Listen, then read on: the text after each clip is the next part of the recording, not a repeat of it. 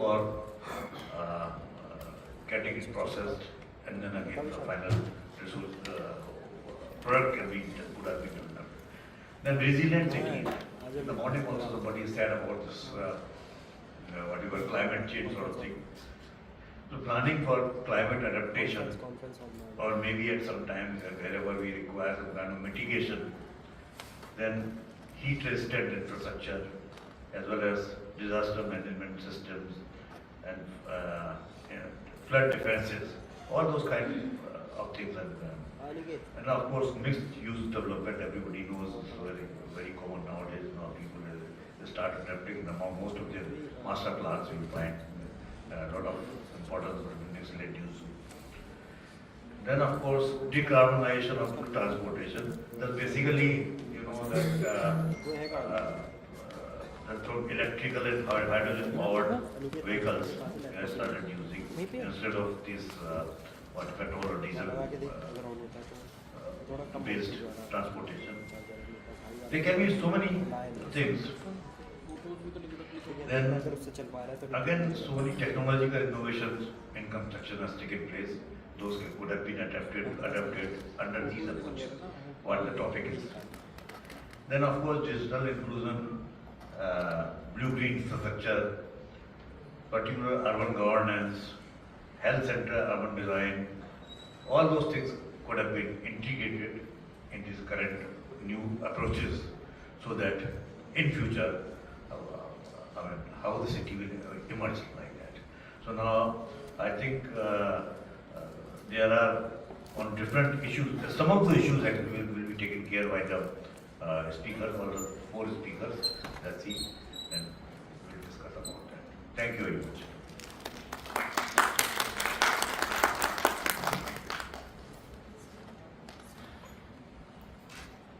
Once again, good afternoon. Myself Jagdish, architect planner. So let's go to the topic. Let's exploring night economy in vices of economic growth and the social environmental approach. So this is the case of Chennai city.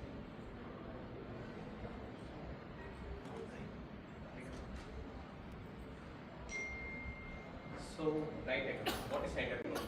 So basically, night economy is what we assume that it's basically which happens over the night or the midnight. It actually starts from 6 p.m. till 6 a.m. It's the phase of evening and the midnight and the night phase. And this is the basically where the more of the commercial activity, and all the recreational activities is happening. And basically it's more over a leisure-based activity. And we see the components. What is basically that? The 24 hours infrastructure, which is like medical facilities, entertainment, and we have the retails and the transport services, the logistics and import-export happens over the night. And yeah, what is the benefits we are getting from the night economy? We have the employment opportunities and the economic generation and the tourism opportunity, which is we are coming into the major activity which just splits the night economy is the leisure and the safety and security which guides the night economy, and which compounds to that as a factor of economic balance and the social life and the night life, which is guided by the safety and security. And further we are going into the why night economy. So why night economy means our India's we are looking to. It started with the $5 economy, Indian dollar economy has been initiated by India. So they are trying to inspire from New York City, where the night economy is more prominent. They are trying to focus the 6 to 8% of the additional night economy, which they are trying to focus on the additional night economy, which is 6 to 8%. So where we are standing is in the 5th position. So in this, the major 10 metropolitan cities are providing to the economy of the Indian GDP. And the top 3 you can see the Mumbai, Delhi and Kolkata. Whereas we are trying to enhance the further remaining cities like which has been mentioned below. So how the night economy is globally. So we see the first case study like in aspect of China. This is well known for the diverse night economic activity over the night. So they are assessing that based on the night economic index, based on the locations and based on the activity or characteristics which is happening all over the places. And the second thing we are looking into the night economy as a leisure in the European continents, like how they are more imports into the economy, which provides a leisure and tourism. And we see everything has a positive and the negative ones. So in ways, the night economy is also having a negative aspect as the light pollution, the noise pollution, which is being the energy used for the running the night economy. And further, we go into the other health related concerns. Even we involve the night economy, it also affects the human rhythmic cycle. That's the basic thing which some places are studying as a health impact assessment. So these are various ecosystem which provides the night economy. Assist.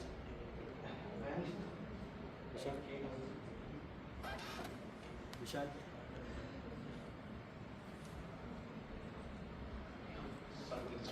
Yeah. Going to the night economy case study. So where when we talk about night economy, directly we come across the term like New York City or Bangkok or somewhere which is outside the India. So we also have a similar case scenario of night economy in our own India as which is a traditional night economy from Madurai, from Tamil Nadu. It's like majorly it is based on the trades and the imports, where the people used to be active all over the night, and also they are well known for the heritage car festival, which is an occasional night economy here. And also, by comparing with the New York City, they are having a night economy which is totally based over the leisure-based night economy. Also, here a case scenario is different because they are using to monitor and have a framework like how the night economy is being happening. They are having a governing body which look after the night economy, which is not present in our case scenario of India. And further going into the night economy objectives and the methodology. So basic objective is to study what the cycle of the night economy is happening. So basic this study requires moreover continuous qualitative analysis, like to have a public interaction, stakeholder interaction who are being involved and who are being servicing for the night economy and who are guiding this night economy. And also we're going into the key task objectives to understand the typology, the influence of the night economy activity, what are kind of activities happening, and the spatial distribution, so how the people are traveling and interacting with the places, and the social and environmental impacts, like the positive impacts which products into the economy and the inclusivity, and the negative impacts which gives the safety and the health care, which should be the major thing, and the social impact. The social gives the level of services which is provided in the night economy, and this then the methodology chart, like how we are trying to study. Just take two aspects as an economy, and one is the social environmental aspect. Then we go with the parameters, like as I previously mentioned, like light pollution, then traffic and surveillance, safety, and the level of services. This would be the key examples, and we're taking into the data level. So how we are splitting them. For study purpose, we can split as a primary level and secondary level. The primary level includes the interviews and the stakeholder interactions with the people who are involved in the night economy, and also we go with the OD survey to understand the pattern of distribution, and also we are going with the reference surveys to understand what is the activities currently present in the places. And we go with the secondary data, which especially we go with the night cycle data, so you can understand the urbanization sprawl, how it is happening, and how the night activities mean the light level of intensity has been happening. And also we try to go with the crime data, which is quite essential to support the night economy in a more inclusive way. And further, we are going into the analysis which has been carried out, like light data analysis and catchment analysis, and the trend analysis and the network analysis. And further, we are trying to identify the gaps. What is being the gap, and how we are concluding in the proposal that we can come up with some proposals which is like providing regulation and strategies which should be implemented to have an inclusive and a proper balanced night economy. So coming into the case scenario of Chennai. So Chennai, basically why we are talking about Chennai is as compared to other metropolitan cities, Chennai is studying the fifth question. Also it is having a manufacturing hub, and also it's well known for the service sector, which has been bloomed of the 10 years of span into 8% more than the previous thing. And they are also having the factors which is influencing the IT sectors, like ease of index, and they are having a global utility index, and they are also attracting the major chunk of ITs over there. So service-based industries major. And we are coming up with the light intensity map. So this intensity map actually shows that the red patches you can see, this shows the intensity, the radiance level of incidence. It's like from over the year of, we have shown for a year of 10 years span. So how the density is being marked as the light density. And this map shows the ward level activity, like how long the ward is active along the night. So the red spot shows the which is active 24 hours. The basically these red spots are the transit hubs and the major market spaces which has been active over the night, and some few places which you can see in the darker tone. These are the IT sectors and the service sector, the healthcare sector where the major things are coming. I'm going to the details then. Service model. And further, yeah, how we can understand the exact scenario of the night of Chennai is like it's a three phases. One is transit-oriented activities, which is along the corridors and the airport, railway, and bus terminals. And the usual night economy, which happens for the food streets and the IT sector along corridors and beach stretches. Also, Chennai is having beach stretches, adding more to the night economy. And occasional activity. So India is having occasional. We have in our place of Chennai, we have the regional like occasional months, like 4-5 months is active for over the night for the religious functions and all. And also this is having additional diversification of a night economy as compared to the Western culture.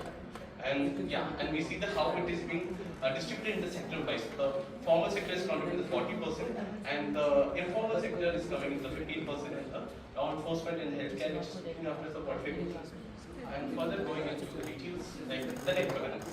This is how based on the perception survey and also the stakeholder interviews and the reference surveys to spot the which are the night economies. For the circle spot shows that the white color circle dots shows the night activity major spots, whereas the other spots are the minor spots is also active throughout the night. But in this the other concentric circle shows the income group of people, how they are concentrating on the particular spot based on the age group and based on the time they spend and based on which weekend or weekdays they go and how much they tend to spend.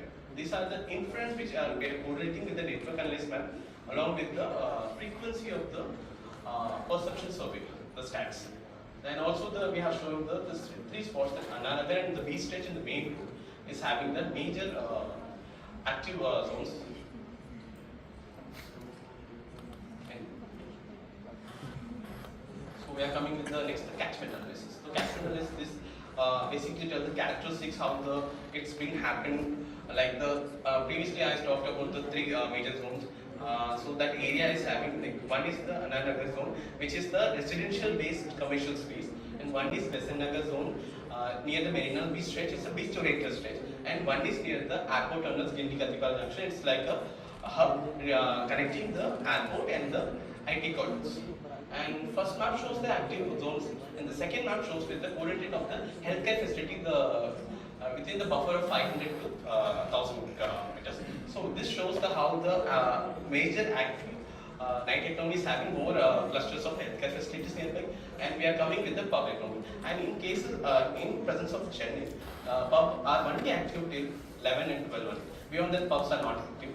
So, and also the pub clusters having the more of the law enforcement points and the police station hubs, which gives a more positive impact over this. And this last map shows the active zones of all the religious temple zones, which I was mentioning over the ones which has been active as a religious night economic spots.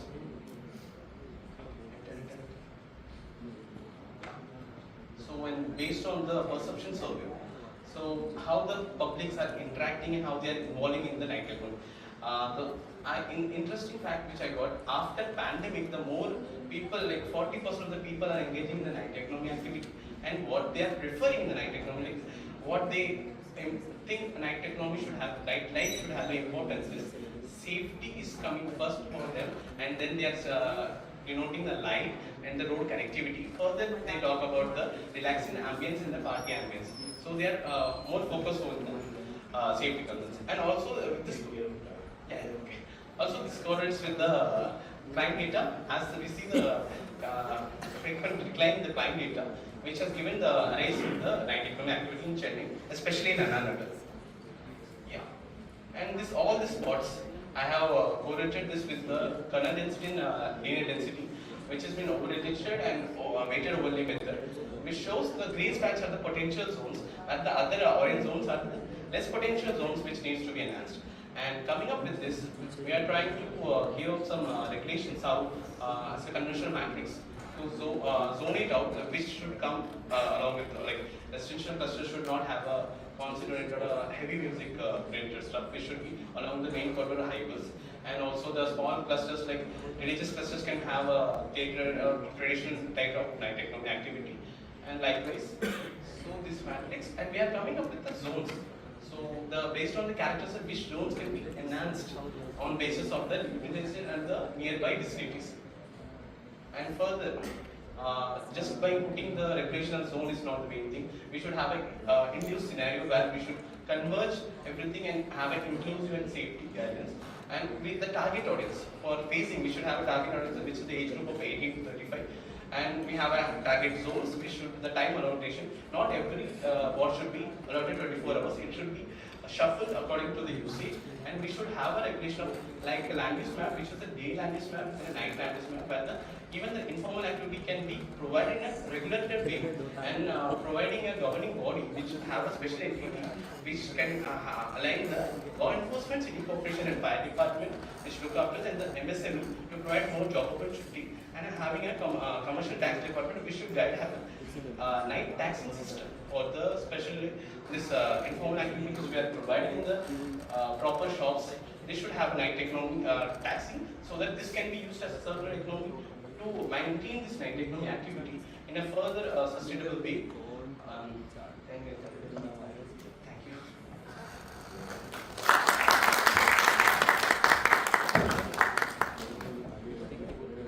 Now I invite Madhumita.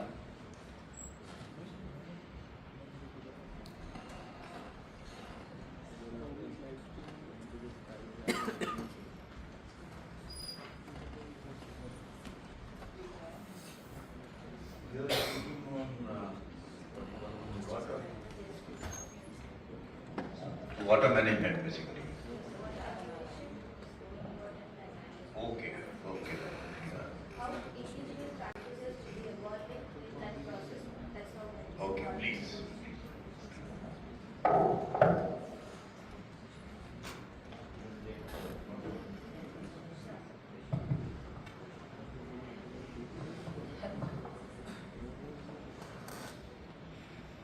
Good afternoon, one and all present here. I am Madhumita, architect, environment planner from SPA Vijayawada. So currently I'm working as an executive urban planning and environment in IIT Madras Research Park, Center for Urbanization and Built Environment. So the project research work which I'm going to present is my final year thesis project, which was guided by Dr. Professor Ayan Kumar Tarafdar. Currently he is not available due to academic works. So I am here to present on behalf of him and my project work. So the water conservation and management using indigenous practices, a case of Tanjavur district. So I wish to start with the Tirukural. Tirukural is basically known as Ulaga Podumarai, which means a universal law. In that there are nearly 1330 verses. In that நீரின்றி அமையாது உலகினில் யார் யாருக்கும் வானின்றி அமையாது ஒழுக்கு. This particular Tirukural, it says about the importance of water. So the humankind or the greater living system cannot be able to survive, or it can't have its discipline if the water is not available. So I want to start it with this particular Tirukural. And starting with conservation and management. So conservation is something, conservation and management are two different terms, which says, so conservation is something we cannot implement conservation without the availability of water. And so for management we need to have proper water resources. So conservation and management are two verticals which is simultaneously important to have an effective water system in a region. And why traditional is more important than the modern system is that, so the traditional indigenous practices, it's focused on the local environment, so it doesn't apply equal to every other region. So the water practices which are presently applicable in the northern part of India cannot be applicable to the southern part of India. So the traditional and indigenous practice is more important comparing to the modern common practices. So starting with Tamil Nadu, the ancient period. So Tamil Nadu was divided as the region of Cholas, Pandyas and Pallavas. So the topmost part, that is called Tondai Mandalam, which is the present Chennai region, was earlier ruled by the era of Pandyas. Pandyas. So they were the starting. They built almost 200 different ancient artificial water bodies, which is still present, and one of the important water body in present region, which has been utilized by Chennai region, is Veeranarayanam Lake. And next is the Pandyas. So they have come up with this river cum tank system, which is still effective in Tamil Nadu. So the major usage and the typology of this system is that, so the water comes through rain, so it gets collected in the river, and then it gets connected to the lake, and then smaller water bodies, which are known as Kanmai, Kuttai, Karanai, Uranis, and then the excess water only gets connected to the Bay of Bengal. So this is the connecting channels they have executed, and then the Cholas. Sorry. So Cholas. So this is the important period of Tamil Nadu called the Cholamandalam region, mainly in the Tanjavur part, which is near the Bay of Bengal. So we would have heard about King Rajaraja Cholan. So he was a major person who has made water management and conservation as an important part of his ruling era. So this region was known as the golden era of Tamil Nadu on basis of water management. And starting with the overview of Tanjavur district, so I'll have a base introduction of how water comes to Tanjavur district. So this is Kaveri basin, which starts from Karnataka till Tamil Nadu. So this is a Kaveri basin which stretches almost 81,000 square kilometer. So Kaveri basin is further divided into 5 sub-basins. The fifth basin is the Kaveri Delta. So the Kaveri Delta is further divided as 4 major districts, namely the Tanjavur, Tiruvallur, Nagapattinam and Mayiladuthurai. So in these 4 districts, Tanjavur, Nagapattinam are the major district which has agriculture as the main important practice in that region. It is also known as the rice bowl of Tamil Nadu. So these regions have the excessive use of water for the agriculture practices. So Tanjavur is the region which has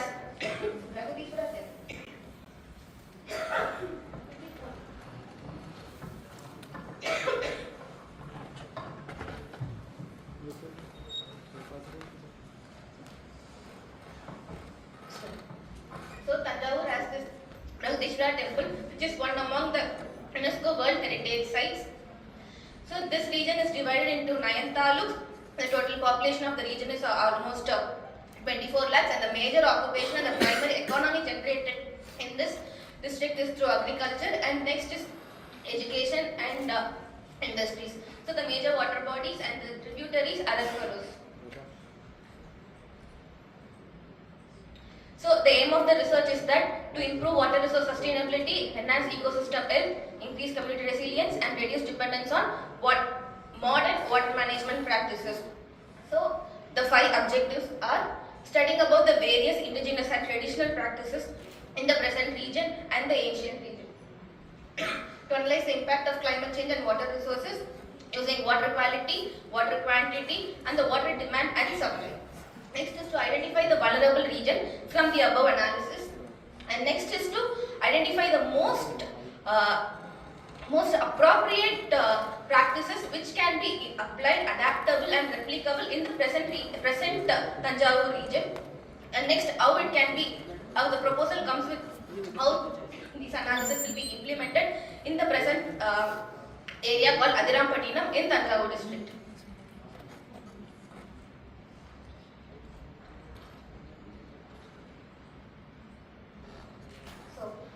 The study starts with the comparative study of various indigenous practices in India. So this map shows the various indigenous practices. So in Jammu and Kashmir, Singh, in the northern but we have Boli, Unal Spot, Penagra and Orissa, Cheruvu in Andhra, in Tamil Nadu it has Eri techniques, Eri Suranis, and Kerala like Surangams. These are different ancient practices which have been followed for water conservation practices and which have an inbuilt water management techniques over there. So if you see about Eri tank system, it, let's say, as I told before, it was started from the Pandyas region around 300 AD. Around 300 AD. And then, so in this system, so I have listed out all the important water conservation practices and I have done a study in which these techniques can be implemented in the present Tanjavur region. So, Eri, Uranis, check dams, Kudimaramatu, Surangams. The top 5 are the practices which are still applicable and adaptable in the present Tanjavur region, and other practices are from other parts of India. So in the priority list we can see like the first 4, Eri, Urani, check dams, Kudimaramatu. These 4 can be applicable still in the present context, adapted to the present condition of the region. And other practices like Cheruvu, Panamkeni, Kere, so these practices also can be adapted. Though these practices are in different region other than Tamil Nadu, but still there is still the topography of the region and the plains of the region are almost similar. So these can be also applicable. Even the cost intervention for adapting and the predominant materials used for adapting these techniques are highly acceptable in a broader perspective. So study about the surface water vulnerability, water ratio index and NDWI are taken to analyze for 3 different decades. So how the water quality has been reduced and how it has been tackled in the past 3 decades. So in 2004, 2014 and 2024. So the circle regions have been identified as the moisture level which have been reduced in the past 3 decades. So it's majorly, so this moisture has been analyzed with the present land cover. So this says that because of more of industrial practices in the northern part of Tanjavur and due to industrialization and excessive use of trade and industrial purposes in the southern part and due to more of educational purposes and of course there are so many build-up areas in the present region. So these are the major reasons why the water moisture level has been reduced in this region. Next is the groundwater vulnerability index. So I have taken drastic model as an analysis tool for this. So that there are 7 parameters which has been considered: depth, recharge level, aquifer, topography, soil, hydraulic conductivity. So from this analysis, overlay analysis, from this it has been identified that the southern region of the district, that is the Pattukottai Taluk, and Pattukottai Taluk has been identified as the most vulnerable region. And then in water quality index, based on the data collected from the central water department, 15 parameters has been taken. So in that parameters has been identified that Budalur, the top north part, and Pattukottai has been identified the vulnerable region. Since the Budalur has the highest number of industries and the water has been polluted, so that is the major reason why Budalur has been identified as vulnerable region. And Pattukottai. So Pattukottai, since it is near the coastal region, saline water intrusion is one of the important reasons. Excessive use of water for agriculture, as the wheat is the highest consumer of water. So that is one important reason why Pattukottai has been identified as a vulnerable region. So next is the comprehensive multi-factor analysis. So this analysis is basically to understand which type of indigenous practice is applicable based on the analysis. So I have taken the factors as replicability, scalability, suitability, adaptability and feasibility. Replicability is technically how a practice can be replicable in the present context. Scalability is how much extent, to how much based on the size. So for the earlier we would have been having a larger area for water conservation. The present region is somewhat different. It may be large, it may be small. So the scalability factors depends on those factors. Next is suitability. So suitability is basically based on the location. If you are going to propose an artificial system, so how it is suitable for the region. Next is adaptability. How adaptable it is to the present context, present geography, present population. Next is feasibility. It is completely based on the cost intervention, the materials used. So this is a comparative study of the traditional practices, modern practices, and the additional considerations. So these are additional considerations, basically how we manage in today's modern thing, that is the canal network and desalination. So the modern practices, which is regularly used, rooftop rainwater harvesting, drip irrigation. Traditional practices are the ARES, Uranis, Uragams, check dams, Kudimaramanth. So for these 5 traditional practices, replicability, scalability, suitability, adaptability, feasibility has been taken as parameters and considered. From this, it's identified that ARES and Uranis has the highest score of 2.6 out of 3, which means even in present day, ARES and Uranis can be used, can be utilized with some modern techniques and some interventions of today's world. And also rooftop harvesting and drip irrigation also scores 3 because it's not that much concerned with the broader environment. And next, from the analysis of water ratio index, groundwater vulnerability, surface water vulnerability is identified as Pattukottai Taluk as the most vulnerable region in Thanjavur district. So for that, I have taken stream order map and contour map. So this shows how the contour is and how the water can be connected. So this is directly connected to my proposal. So based on the stream water map and contour map, so this pink line shows the interconnecting canals from the Pandiyas, that is which has been utilized as a tool to connect all the water bodies. So major water connectivity is the Agni river. So it's get water from the Kaveri river. So Agni river is a tributary. So from which the smaller lakes are being connected. So from these lakes,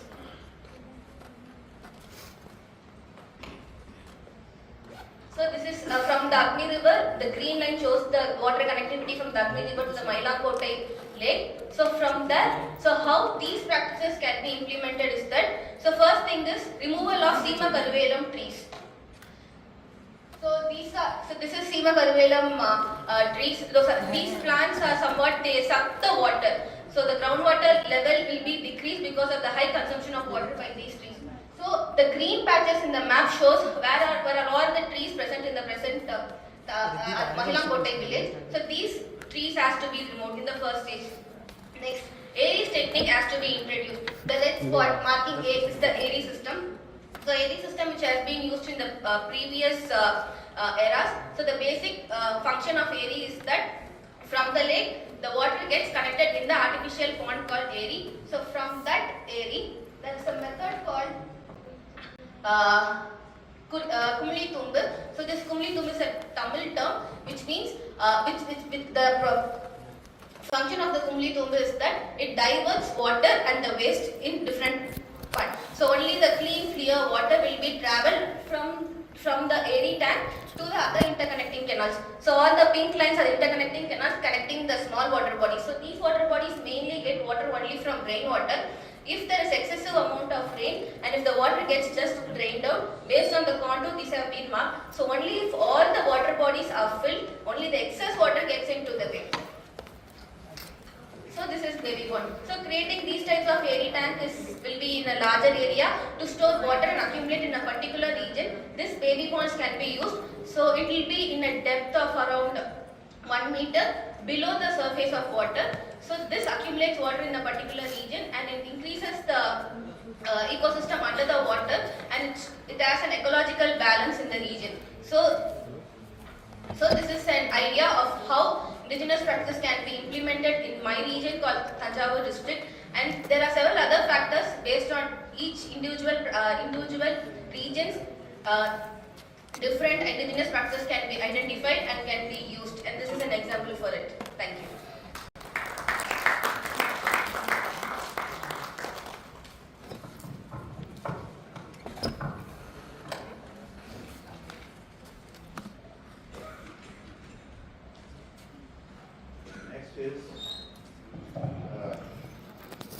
H. Lara Murati and Dr. Sachin Yadav.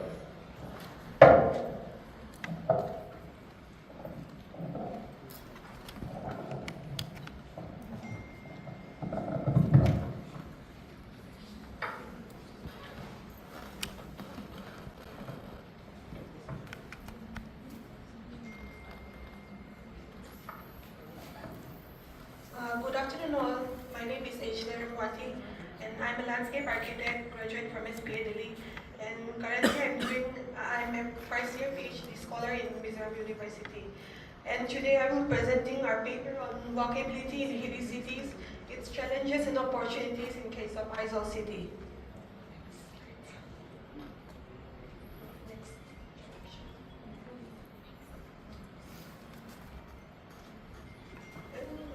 Walkability, I think we all are familiar with the term walkability. It simply means the quality of our walking space, and it becomes a global trend with the rise for the needs of more sustainable cities and pedestrian towns. In the developed cities like in India, more than 25 to 50% of our trips are made with food.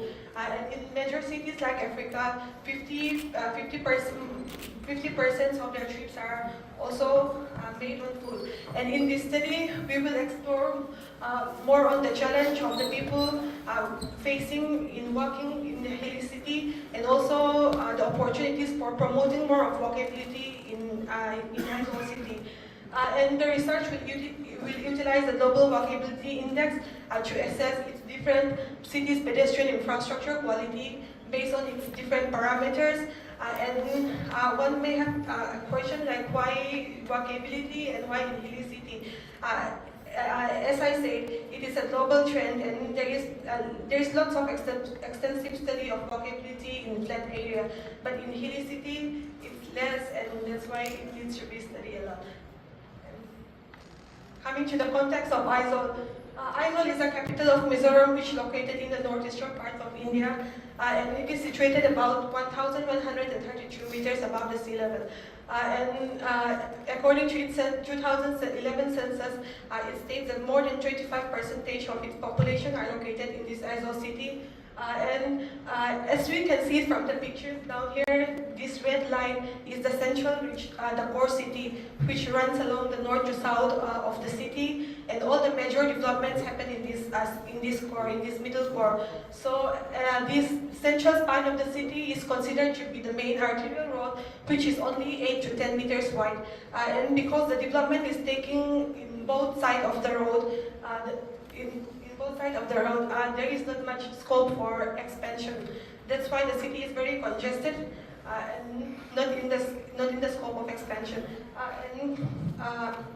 Coming to the objective, first one is to determine its topographical challenge in terms of walkability, and secondly is to evaluate pedestrian infrastructure in the cities based using the global walkability index, and the third one is to understanding the people perceptions of walking in the hilly city, and fourthly is to assess the applicability and the feasibility of a concept, walkability concept like 15-minute concept in the hilly city, and from the results to develop a policy recommendation. And for the methodology, as I've mentioned, the study employs global walkability index as its base, and these are the parameters, different parameters which is under the global walkability index, and a field survey is done, and for pedestrian areas with high active places, with having the average length is selected, and from there 30 people is selected from each station, and then based on their opinions, different parameters were given the score on 1 to 5, which is converted then into a work score, which then gives us the less and the most walkable localities in the selected areas, and also their perceptions on the 15-minute concept of the city. And these are the selected study areas in the cities. 4 selected study areas in the cities which have a different context, which is all inside the city. And the first one is Conclave to Salmari. It is one of the most well footpaths we have in the city, and it is recently renovated. And it is one of the important footpaths as it connects marketplace. The total length is around 300 meters, and the difference in the elevation is around 28 meters. And the second areas are Tamari footpath is also one of the active footpath as it's connect institutional places and the marketplace. And it is usually used by the school students. This area is the total length is 300 and the difference in elevation from top of the footpath to the lowest is around 32 meters. And the area 3 Down street footpath is the marketplace itself, so it's very crowded, the area is around 310 meters long, the difference in elevation from top to the bottom of footpath is around 28 meters. And the fourth footpath is the Bible footpath is the key junction, which is the key roads for the university, airport road, and the marketplace. This footpath is more narrow than the other footpath, but there is less slope with the difference in elevations around 9 meters. And from the findings, Area 1, Sultan Jutamari have the highest, the park rank according to the GWI index, mainly because of the pathway with the scene it's offered, and also the availability of greens and no obstructions along the pathway. But there is lots of complaints about its material use, like granite is used for the pathway construction, and in a heavy rainfall city like Aizawl, it becomes very easily slippery. And the second areas are Kochutanmari ranks third in the walkability index, mainly because of its poor conditions and lots of conflicts between vehicles and pedestrians. And the third one, the marketplace footpath is the lowest in GWI index because of its crowded place, unsafe pedestrian, and lots of encroachment happening in the city, in the pathway. And the area 4 is the ranked second in the GWI index. It's mainly because of its fewer slopes and availability of amenities. And based on this research and findings, we gave a policy recommendation. First is universal design should be followed, which will give the safe and equitable use. And secondly is proper regulations, like in a congested and sloping cities like Aizawl, clear footpath needed to be given, which will prevent from encroachment. And thirdly is like following a guideline like UTP guidelines in terms of its design, like its width, it's safe to give, it's more safety and comfortable walking. And fourthly is to provide a less maintenance road. And fifthly is to provide the materials which will be suitable to its local climate. And also for a hill city like Aizawl, the space is limited, so public amenities and safe pedestrian crossing should be given. And for conclusions, walkability is crucial for sustainability in a hilly city like Aizawl, and the people are really open about walkability and the concept like 15-minute concept. But innovative solutions needed to be promoted, developed to overcome the unique challenge of the slope in the city. Thank you.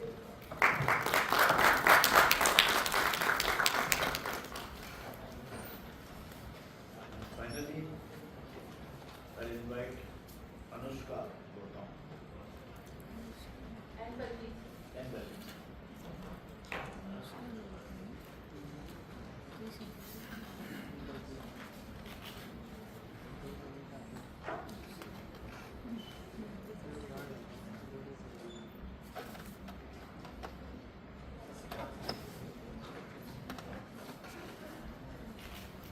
Sasika Saranu.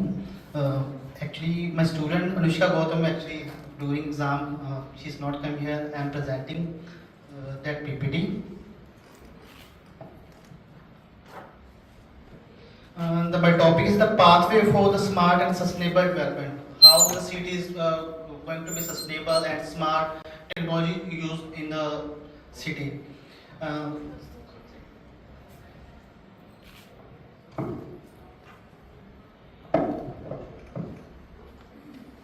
The table of contents is the introduction of and review of literature, objectives and the study, research methodology, result, finding, the top ranked states in the smart city, best smart cities, and conclusion.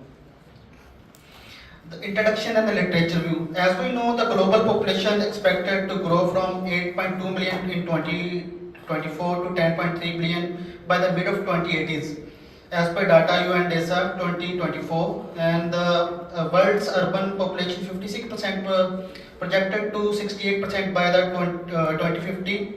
And the Indian urbanization growth from 10.82% in 1991 and it become growing 31% in 2011 as per census, and expected to reach 40% to the 2030, contribute the nearly 75% to country GDP. And the urban areas contribute like 80% global GDP. And in COVID pandemic, the highlighted to the value elevation in the densely population where the various worsen and social and economic inequalities and lead to the major losses, as we know. Therefore, the managing urbanization effectively is crucial for the sustainable and the smart development in the future of the city. Second, the correction effort by the government of India has 5 pillars of sustainable development goals, like that is the empowered and resilient India, Sashakt Bharat, and Sabal Bharat, and clean and healthy India, Swachh Bharat, and inclusive and the entrepreneurial India, Samadra Bharat, Saksham Bharat, and Precarious and Vibrant India, Sampann Bharat, Samarth Bharat. These are the 5 key goals of government of India is introduced. To achieve that 5 goals, there is a lot of scheme by the Indian government like HFA, Housing for All, Clean India Mission, Smart City, and Amrut, NMXS, and NULM. And the SCM, there are main anchors like livability, economic ability, and sustainability. 3 anchors linked with the SDG. The SDG is 44% goal sustainable and cities and communities, followed by 33% in the goal 6 clean water and sanitation, 8.6% goal 7 affordable and clean energy, 6.4 in the global and the decent work of economic growth. For the 11th goal, sustainable development, like pollution, there is no air pollution is no longer an exclusively urban problem. Like if we talk about then the cities in eastern and the southeastern region of the Asia.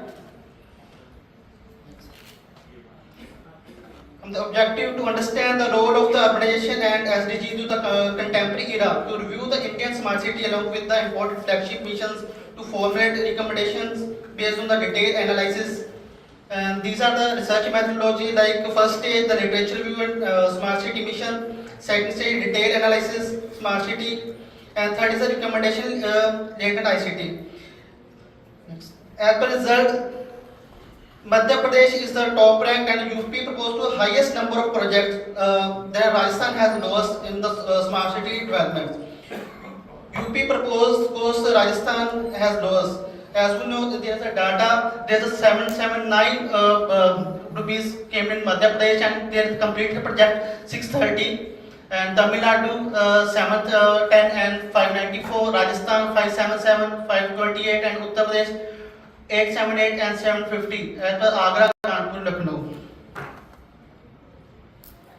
The best smart city like for sustainable gold medal, that's Saraswati. Indore is the best smart city to be called as Saraswati and Khan Lifetime Project. There are Sankalp, rainwater harvestings, and public bicycle for 1400 bicycle and 100 location under the public bicycle sharing. Value capture financing, GIS based property tax, e-governance, regulation of lakes, wells, temple and indoor, carbon credit, monetization and adaptability scheme of Gopal Mandir, preserving heritage while embarrassing modernity. And the Agra is the best smart city according to the economic micro scale development. There is a highest 14 lakh connected 24/7 have group with provided the entrepreneurship training under that goal. Smart health centers, PPP model is there, and ICC prominently addressing citizen distress such as emergency call challenges in the Agra, Uttar Pradesh. That is the best smart city to be called. As per recommendation, I recommend the analyzing highlighting importance of integrating advanced technologies in the development of smart and sustainable cities. Incorporating modern technologies will enhance various sectors such as smart economy, smart mobility, smart environment, smart people, smart living, and smart governance. Digital solution can elevate living standards, boost local and regional economic, foster sustainable development, and optimize resource management. And the Government of India create digital models for different sectors integrating technologies such as ICT, artificial intelligence, IoT, and ML and with GIS to enable real-time data collection with the decision-making supporting for more efficient urban management. Future of Indian city multi-dimensional approach that blends technology, community involvement, and environmental awareness.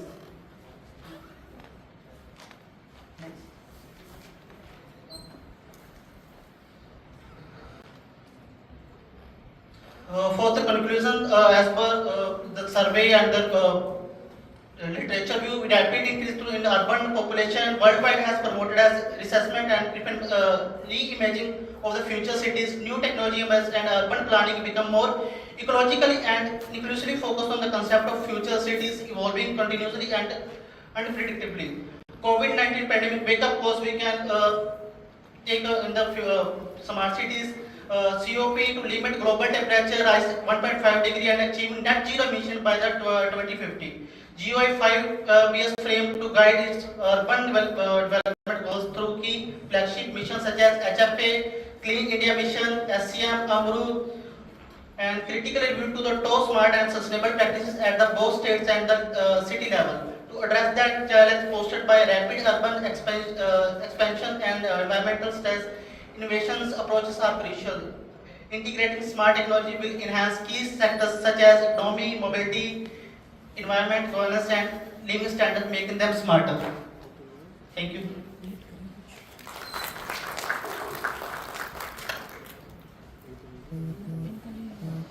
Thank you very much.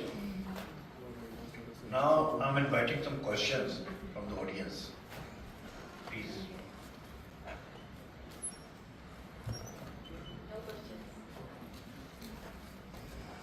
Yeah, please.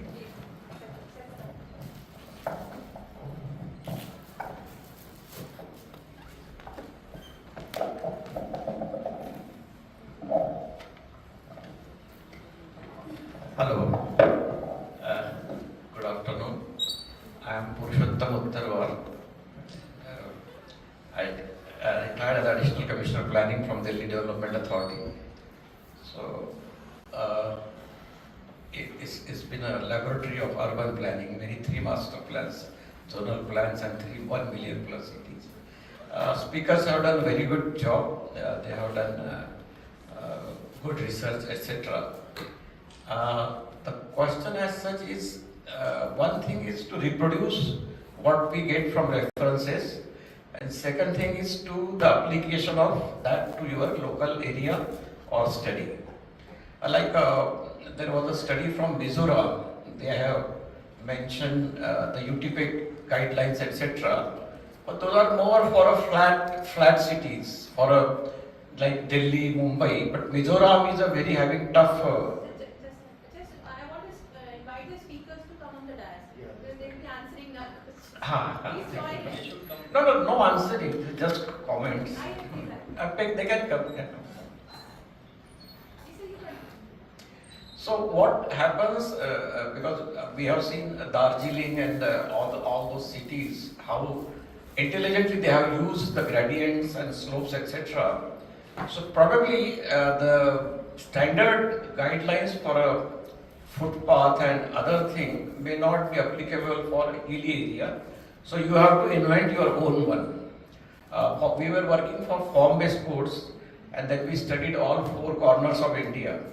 And when we went to Gangtok, Darjeeling, etc., they have wonderfully used the gradients, slopes. There are footpaths, along with the footpaths there are shops, markets, etc., which no guideline will be mentioning or allowing it. So innovation, application is a very important thing, though the analysis and everything is very important. And secondly, general data is there, but ultimately question is what you are going to do with that, particularly for your sector, your city, etc. Third thing, making the presentations, you should never show your back to the audiences. That is a very important thing.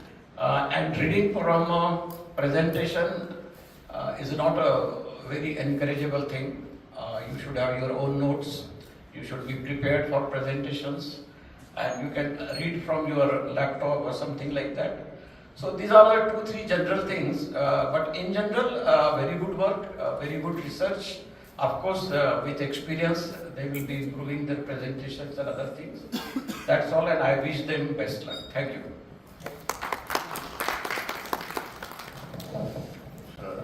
Any other comment? Just there was an excellent presentation, I think. Why the speakers are not here? Why you are so shy? Please come on the dais and then only. Please come on dais.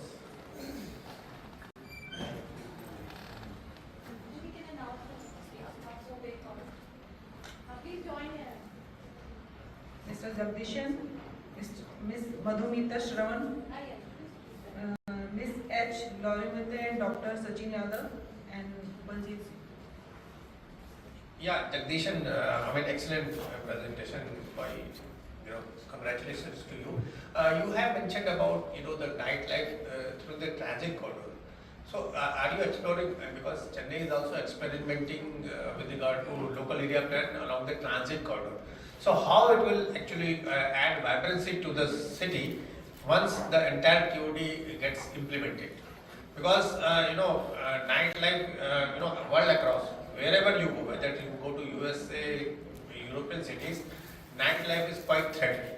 It's not that they have ensured safety in each and every corner of the city. But yes, with the advent of all the metros in major metropolitan cities, perhaps it's going to add vibrancy in the nightlife. I think your thought on the transit on development, and then having a nightlife, especially generation of the economic activities.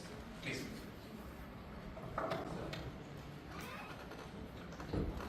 Now I would like to invite.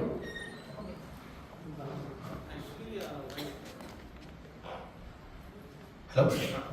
Actually, while studying this, I also noticed this along this metro corridors, where the metro stations are coming. They are having high potential for having an alternate workspace for providing the informal market scattered around, organize them in the metro zone after the time of the metro. That can be utilized in a much more safer way, where the metro zones are having a proper surveillance, which can further ensure the safety. And also this would be helpful for the law enforcement to maintain them. So that was one of my strategies that I didn't mention actually in the brief. But again, you will have to think about the mixed-use regulations, not the transit costs. That will be very important. So, thank you very much for your response.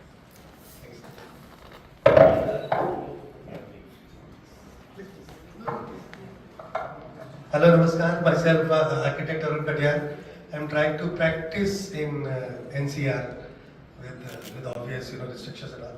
My question to you, sir, is after coming with such a great experience and working with TDA at such high levels, giving class students and all, so what has been your strategy regarding stopping or arresting the encroachments?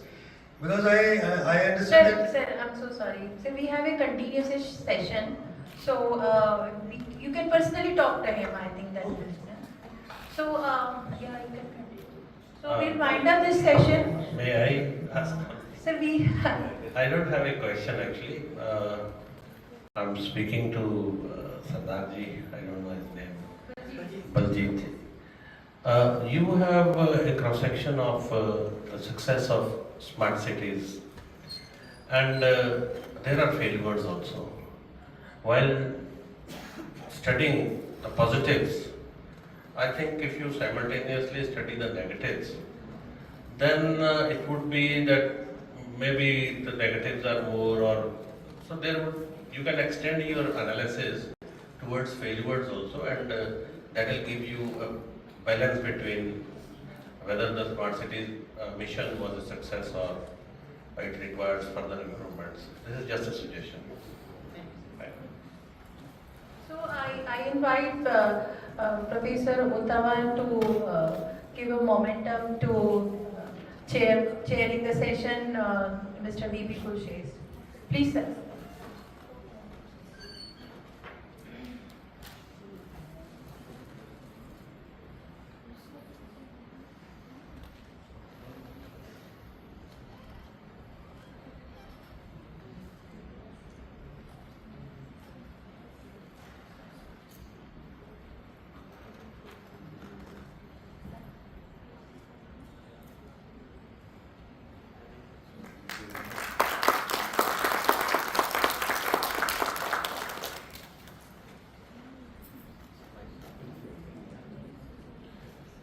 So I invite Professor V.P. Khurshid sir to give the memento to all the delegates who have presented. Dr. Jagdishan. We can collect their certificates, but so Architect Jagdishan. So we, in an honor, we sometimes add doctor to all. Because in our university it's sort of compulsory.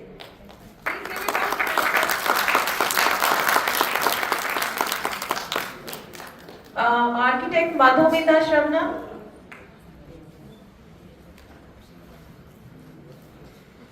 Architect Lalre Murati and Dr. Sachin Yadav.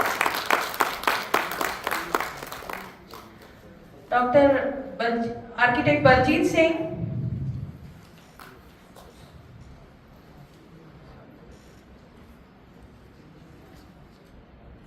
And Anushka Gautam.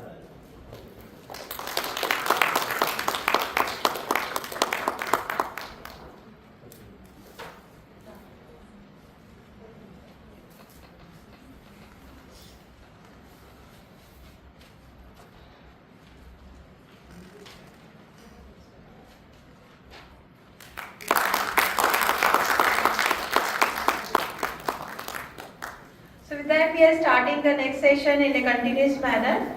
So I invite, thank you so much for this session. Thank you so much. Now I invite Professor Ashwini Luthra to be the session chair for the next session instead of Shri Pradeep Kapoor ji. So sir, please come on the dais. The next four presenters are Architect Chanchal from SBNIT Surat, Aditya Sanyal from Gautam Buddha University, Chavi Yadav, is she there? Chavi Yadav and Christopher Paul. So please come on the dais and sit.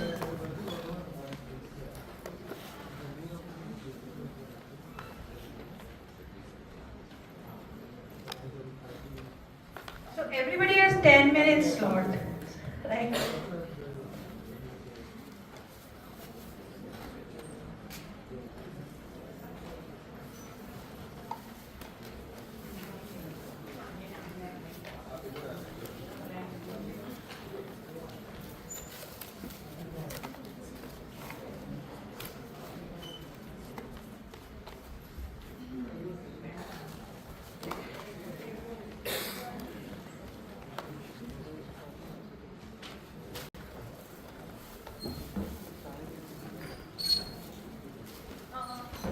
There is a little change in that. Instead of Chavi Yadav, Anish Arvind Shekhar is presenting in this session.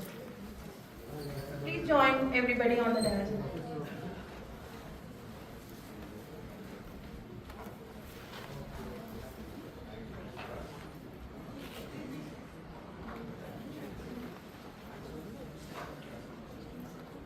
Good afternoon, everybody. This particular session is titled as Tools and Technologies Urbanizing and Urbanization. Once we talk about urbanization and urbanization, then how the urbanization is occurring across the globe, and in particular India, that becomes very important to be understood. And it is where it is said that by 2050, almost 50% of the population will be urban. But the more important concern is the polarization of urbanization. By 2050, it is expected that 47% of the population will be residing in mega cities and another 13% in metropolitan cities as well. So if almost 60% of your population is residing in the bigger cities, then the question comes, what sort of problems the urban areas will be facing? Because at the moment, urban areas are facing numerous challenges and the magnitude of the problem is also very high. And it is in that context, once we speak about these challenges or issues, we need to think about what are the tools and technologies. To me, it appears that in case of tools, we need to devise the planning mechanisms by which the land can be used to its best possible manner and an efficient utilization of nature-based resources. Because the title over here is Sustainability and Ecological Restoration. Of course, in the morning, Dean Sahab, he said that restoration, of course, is not possible. Of course, rehabilitation is possible.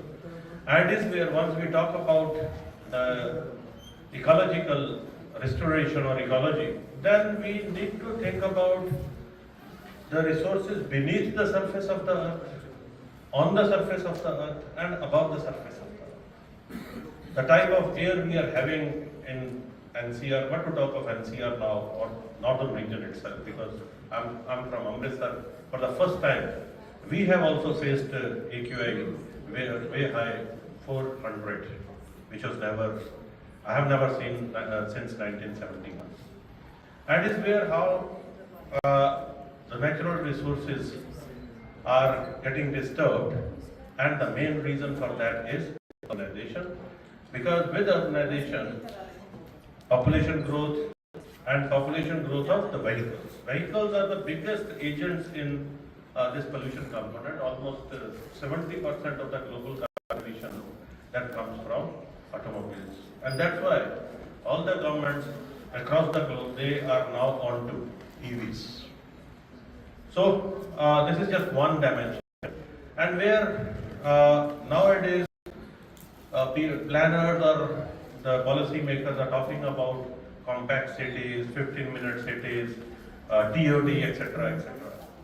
These are all tools how we can minimize the loss. At the same time, once we come across the techniques, those techniques have to be, or technologies rather, we have to look into the construction sector, what kind of technology are we using, and how we can convert those technologies into green technologies.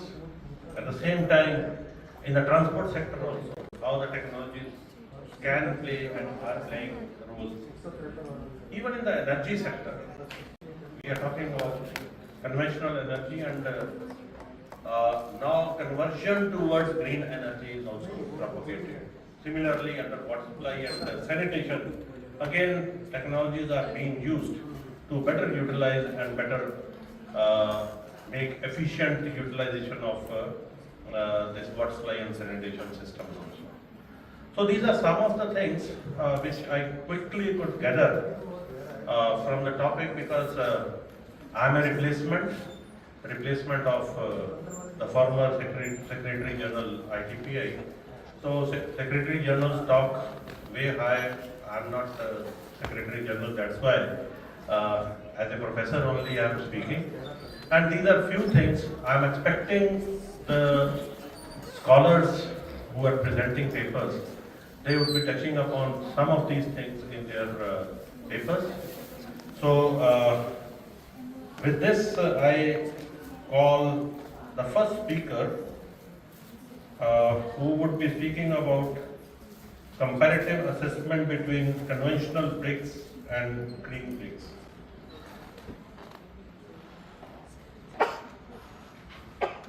Please.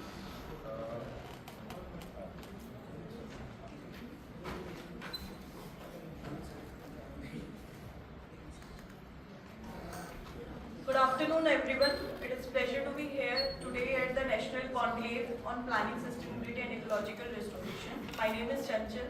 I am pursuing MTech in Construction Technology and Management in SVNIT Surat. Today I present. Today I'll present my research titled Comparative Assessment between Conventional Bricks and Green Bricks. This research is co-authored by my esteemed mentors, Professor Dilip Patel, PhD scholar Mukul Patel, and Professor Dr. Rupesh Chauhan.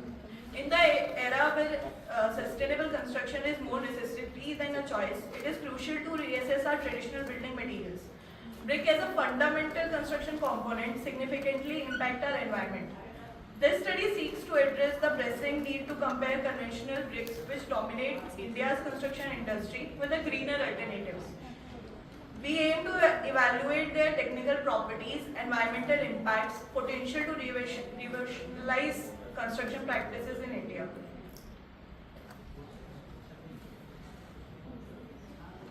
Understanding the need for comparison, conventional bricks, despite their widespread use, come with a high environmental cost. India produces approximately 300 billion conventional bricks annually, emitting a staggering 60 million tons of carbon dioxide. On the other hand, construction and demolition waste, which could be recycled into green bricks, reaches 150 million tons per year nationwide, with Surat alone generating 2.5 million tons annually. These statistics underscore the need for sustainable solutions that can bridge the gap between economic feasibility and environmental responsibility. Our research examines the production processes, technical properties and environmental impact of conventional and green bricks. Key metrics include resource consumption, energy usage, recyclability, compressive strength and water absorption.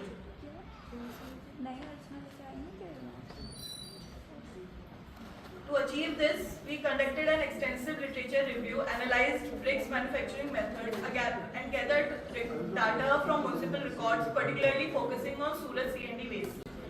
A comparative life cycle assessment was performed to evaluate environmental impact, and technical tests assessed with feasibility of a recycled bricks. Furthermore, we studied socio-economic implications like job creation, cost efficiency and landfill reduction. Technical feasibility.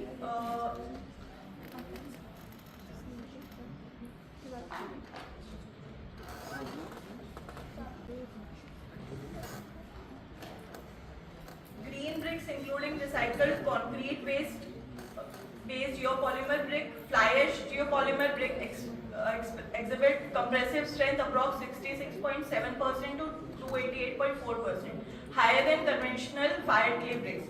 However, these alternatives face challenges such as higher thermal conductivity and limited cultural acceptance. Conventional bricks significantly contribute to greenhouse gas emission, while green bricks show a much lower global warming potential of 0.93 to 0.982 kilogram CO2 equivalent. Recycling C&D waste not only reduces landfill burden but also minimizes water and energy usage, making green bricks a sustainable alternative. Socio-economic benefits. Recycling C&D waste for brick production can create approximately 1.1 job per ton, fostering local economic growth and social well-being. The integration of sustainable practices fulfills social obligations and promote eco-friendly development. The challenges and drawbacks faced by the idea is, despite their benefits, green bricks remain twice as cost as conventional bricks, limiting their adoption. Additionally, cultural resistance and the lack of widespread awareness hinders their acceptance in mainstream construction industry.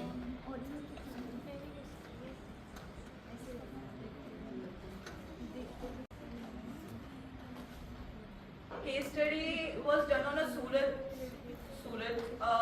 Surat Green Initiative, Surat C&D waste recycling plant operated by Surat Recast Private Limited (SGPPL) processes approximately 300 tons of waste daily, producing aggregates cells while achieving 100% recycling efficiency. Advanced technologies ensure minimal water and energy consumption, showcasing a scalable model for other regions. The recommendations that can be studied upon for further enhances of green bricks: expanding research to quantify the benefits of recycling alternative materials, investigating biomass utilization as fuel or omitting the firing step in brick production, conducting detailed regional studies in Surat, developing a localized data for further research, strengthening the knowledge base of sustainable materials to encourage wider acceptance in construction practices. In conclusion, this comparative study highlights the vast potential of green bricks to transform India's construction landscape. While challenges remain, environmental, technical, and socio-economic benefits far outweigh the drawbacks. Through collaborative efforts, innovative technologies, and policy support, we can pave the way for a sustainable future. Thank you, Anshul, for a crisp presentation. It was an interesting presentation in the sense that this is the need of the hour, that a lot of C&D waste is occurring as a result of urbanization, and we need to settle the issue through green practices, and this having green bricks is one of the technology or technique by which we can reduce the environmental impacts. Thank you, Ms. Anchal. Next I call upon Mr. Aditya. Yes. He'll be speaking about biocomposite PCM, energy saving building envelopes.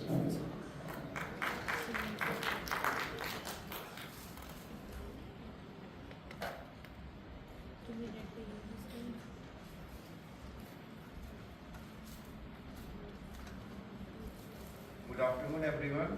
My name is Arish Sanyan, and I am pursuing PhD from this Gautam University under the guidance of Dr. Nirmala ma'am. And my topic for today's presentation is adaptive building envelope, exploring bio-based insulation for energy efficient building. So in this presentation, I will be talking about the abstract introduction, types of waste material, bio-PCM, advantage of bio-PCM, experimental studies, some of the adaptive building envelope, and then comparative analysis of bio-PCM, and then conclusion and reference. Coming to the abstract, the building, within the building sector, a major challenge is the environmental impact due to increasing demand of comfortable and energy efficient residential spaces. Conventional building materials and construction processes often contribute significantly to the energy consumption, greenhouse gas emission, and resource depreciation. So the production of the can be, and if we are making energy efficient buildings, so we have to reduce the energy by using energy incentive building materials, which can prevent the energy wastage and discomfort, also increasing the thermal comfort for the occupants. Aditya, may I request you to give the main points instead we read the whole text.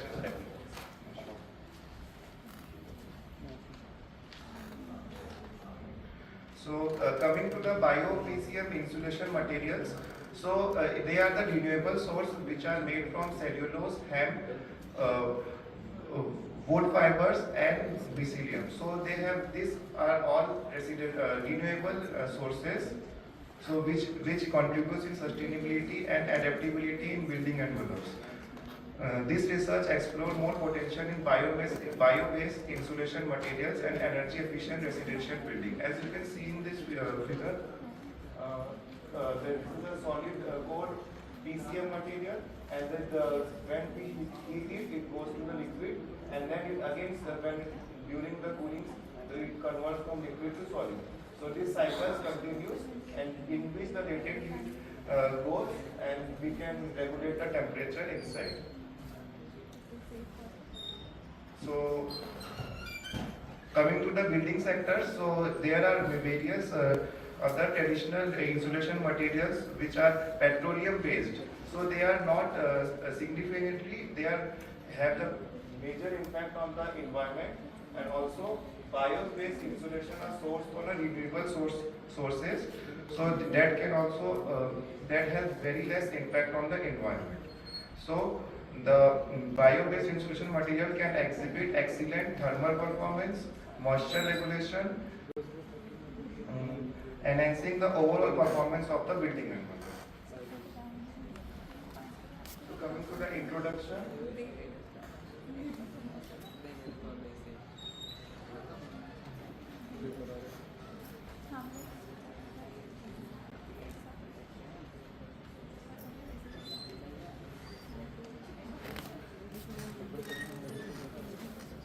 So as you can see in the figure, this is bio-based PCM, and that one is composite PCM.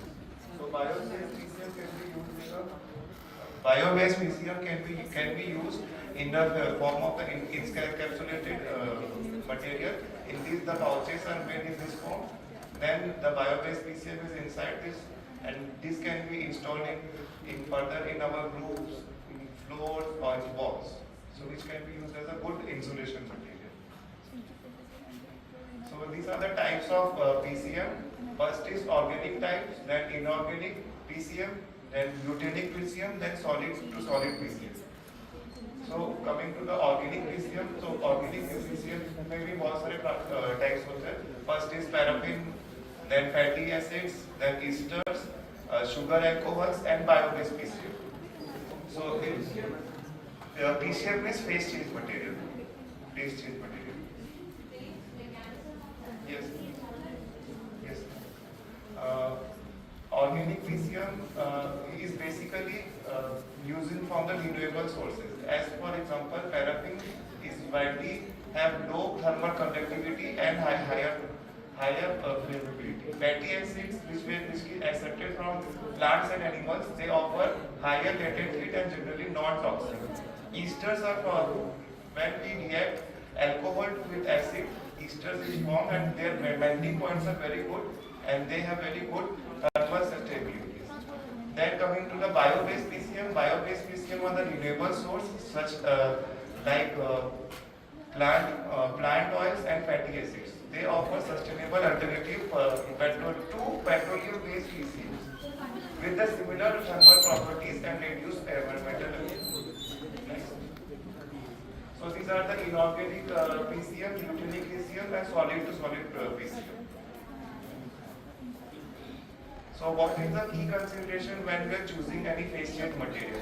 First, we have to see that melting temperature of the material, which has to be desired, and the control range. Second is latent heat capacity, which determines the amount of energy storage. Then thermal conductivity, which influences the heat transfer. Then coming to the chemical stability, so that there are many cycles from solid to liquid, then liquid to solid. So the number of cycles we have to see if it is durable or not. Cost and availability. Major economic, and we have to see is it costly, is it near to our place, the availability of this material. Then environmental impact, considering the PCM sources, manufacturing processes, and end of life options. These all are points we have to consider by choosing a phase change material. So, next. Bio-PCM can be installed in this form. As you can see in this figure, this is a wall panel, this is a roof panel, and this is also a roof panel. So we can install the bio-PCM in this form. Some of the advantages of the bio-PCM is it energy efficiency. So major is the temperature regulation. Bio-PCM absorbs and heat during the phase transition from indoor to outdoor. So it can do actively heating and cooling as well. By maintaining more indoor temperature, bio-PCM enhances the occupant comfort and reduce the reliance of mechanical HVAC system. So we can HVAC system का use हम कम कर सकते हैं if we are using PCM bio-PCM in our buildings. Environmental benefits. Bio-PCM is derived from the renewable sources, as I have already mentioned. So plant oil, so it is very sustainable as if we compare with petroleum-based PCM. So it have minimum environmental impact when the cycle of the PCM ends, and also it has reduced footprints. Safety and consideration. It is non-toxic, so it is safe for human health. Then other advantages, durability and longevity. Bio-PCM can undergo many phase change cycles without significant degradation. So it has long-term performance and cost effectiveness. It is lightweight, and its unique properties of which can create of bio-PCM is that we can design and create in more energy efficient, sustainable and comfortable life spaces. So these are the experimental studies which had been conducted by others. So first is PCM in India. First is PCM is micro-encapsulated, which can be used in roofs and walls. The name of the PCM is given here.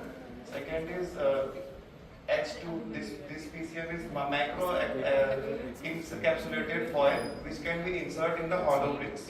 So these are, and then third is composite PCM, which can be used as encapsulated panels, so which can be used in roofs and walls. And paraffin wax is also macro encapsulated, जो कि inner edges of walls and roofs we can use. Some more paraffin wax are also available. So these can be encapsulated in the panels and which can be used in roof wall, eastern wall, west wall and south wall, because they are the most heated walls. And so what is adaptive building envelope? Adaptive building envelope should respond to the external stimuli, in which if the temperature is high or if there is a temperature variation in the environment, so the building envelope should be act accordingly or designed accordingly. Energy efficiency. Energy efficiency is very important because adjusting to the external condition, adaptive envelope minimizes the energy consumption such as heating, cooling and lighting also. Third is improved occupant comfort. So if we have more comfortable daylighting, regulating temperature and air quality, so the occupant comfort, well-being and productivity will automatically increase. Integration of technology. So if we are using sensors, actuators and controlling system to monitor the environmental condition and trigger appropriate responses, this involve automated shading devices and etc. Some of the example of building an adaptive envelope are dynamic shading devices, thermochromic windows, responsive ventilation system and also phase change materials. So this is a comparative analysis of bio-PCM with other types of PCM. So in this, first is bio-PCM, then paraffin wax with salt hydrates and metallic alloys. So these all are inorganic and these two are organic. So I have done a comparative analysis. First is source, these two are renewable, that are non-renewable. Second is melting point temperature. As you can see, the melting temperature is low as compared to other. Rated heat of fusion is 80 to 200. Which is also comparatively low as we compare with other PCM. Thermal conductivity is also comparatively low, comparatively higher because we need higher thermal conductivity so that the heat cannot penetrate inside. Yes. Flammability is very low and too moderate. Coming to the chemical stability, it's very good and encapsulated in both the PCMs. Environmental impact is very low. Cost is literally higher than the paraffin wax, but now it is decreasing as it is increasing in market. Supercooling can occur, but less prone to the solvent. this is the sustainable and adaptive building envelope with bio-based insulation. These are all are the advantages that it reduces environmental impact, enhance and energy efficiency, improve indoor comfort, technological integration, further look and also economical benefits. These are the references.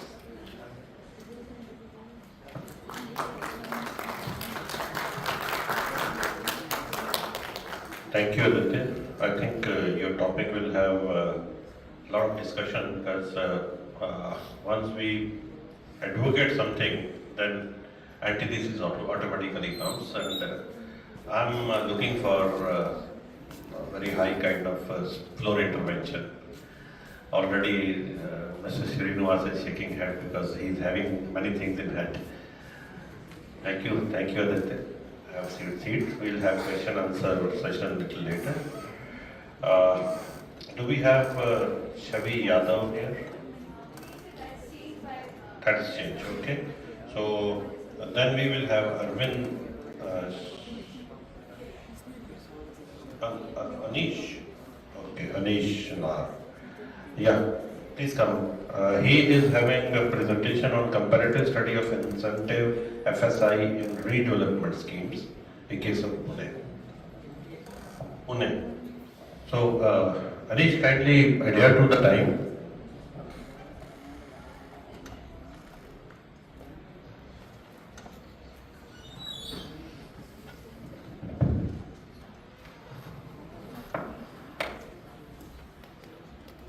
Good afternoon, everyone. My name is Anish Hila, student of College of Engineering, Pune, pursuing Masters of Planning degree. I'm doing my thesis on this topic, comparative study of incentive FSI in redevelopment schemes. So part of the research I'm going to present, like until the literature review, I'll present it right now. So about the abstract. So I'll give you a brief about the abstract. So in metro cities, due to rapid urbanization, the redevelopment has become essential to accommodate the population growth, enhance infrastructure, and foster sustainable urban environments. So my research has aimed to do a comparative analysis of the discrepancies, for example, there's an area, and in an area there are three schemes. For example, SRA, that is a slum SRA scheme, that is a slum rehabilitation scheme. Then other one is MHADA, which is done in Maharashtra. It provides houses, affordable houses for the people. And third, let's say any urban renewal scheme under JNNRU. So if there is three schemes are in an area, so there are various FSIs that are being given or they are allotted to these three schemes in spite of having the same road width, in spite of having the same height and all the whatever is necessary in provision of FSI distribution. So as we know, a city evolves from their core, which serves as a foundation of urban development. As it expands, the original core transforms. But without constant development and maintenance, this can lead to urban decay. So if I talk about the FSI is nothing but it is a ratio of total built-up area of building to total area of the plot. The terms like FSI and FAR. FSI is widely used in Maharashtra's context and other regions. FAR is most widely used in northern India, as of my knowledge. So incentive FSI is given on the base of the FSI. The incentive FSI is nothing but it is a key to urban redevelopment, offering extra floor space index for the contribution of affordable housing. So various research experts says that, like Bhagat and Jariwal says that it highlights that core city often loses its identification due to changing scales and functions, creating a disconnect between the old city and new planned city. So major issues is the FAR concept, which is however low in some cities compared to the other global metropolises. So this contributes extreme scarcity of urban sprawl in city centers, resulting unplanned expansion and so on. So to counter this, this reforming FAR policy can encourage high density and mixed use developments, like promoting compact urban form through FAR reform. It would not only just revitalize the city centers, but also it could improve the livability and sustainability by integrating urban and regional growth. So, if I talk about the incentive FSI in terms of Maharashtra, so this incentive FSI was introduced in Mumbai in the year 1991 as a policy tool to encourage urban redevelopment. So the urban local bodies in Maharashtra use this incentive FSI to generate revenue by allowing high FSI in exchange for public benefits like affordable housing. So also there are green ratings for integrated habitat assessment. And so the tool here uses UDCPR. Though for Mumbai it is Mumbai has their own DCR, and for Maharashtra, rest of Maharashtra, it has its own UDCPR. So this was about the literature review. So I chose this case study area Pune because Pune has the potential to develop, and as we all know, it has not flourished as Mumbai. So it has a potential growing for the incentive FSI, and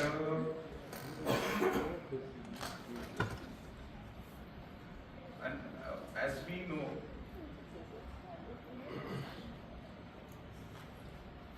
so Pune city is governed by the PMC, Pune Municipal Corporation. It is dynamic urban center in Maharashtra. So it has witnessed significant population growth and economic expansion over recent decades. So the growth has spurred a pressing need for urban redevelopment to accommodate the city's evolving demands and the impacts of unplanned development. Given in Pune geographical and infrastructure constraints, incentive FSI has emerged a critical tool in encouraging the redevelopment initiatives across different schemes such as local area plan, slum rehabilitation scheme, Mahada schemes, and TOD, in terms of local area plans around the metro corridors. So each of the schemes have applied various incentive FSI provisions tailored to specific area characteristics and objectives. So this is the table which I've made. So if we see, the first scheme is Mahada. So this is the the other parameters such as road width in meter, basic FSI, FSI and payment of premium. It is same for all the development all building constructions in a congested area. So for them, the incentive FSI is calculated by giving a basic ratio. So basic ratio is actually calculated by the land rate according to the ASR, ready reckoner rates, divided by the rate of construction. So accordingly, the basic ratio is calculated. So if the basic ratio is above 6, then the incentive FSI is 40%. And if it is above 4 and up to 6, the incentive FSI is 50%. So it varies accordingly. And for the same, if we look upon this, if we look upon the URC, they have given in the numeric form, above, if the basic ratio falls above 2, and if the area is up to 0.4 hectare area or to 1 hectare area, then the incentive FSI for basic ratio above 2 is 1.75. So accordingly, it has been varying in each schemes. Let's say redevelopment of multi-dwelling buildings, of cooperative houses, then redevelopment of tenanted buildings, and then SRA and TOD. So as we can see, the incentive is varying. Even if any scheme falls in the same area, having same road width, and so on.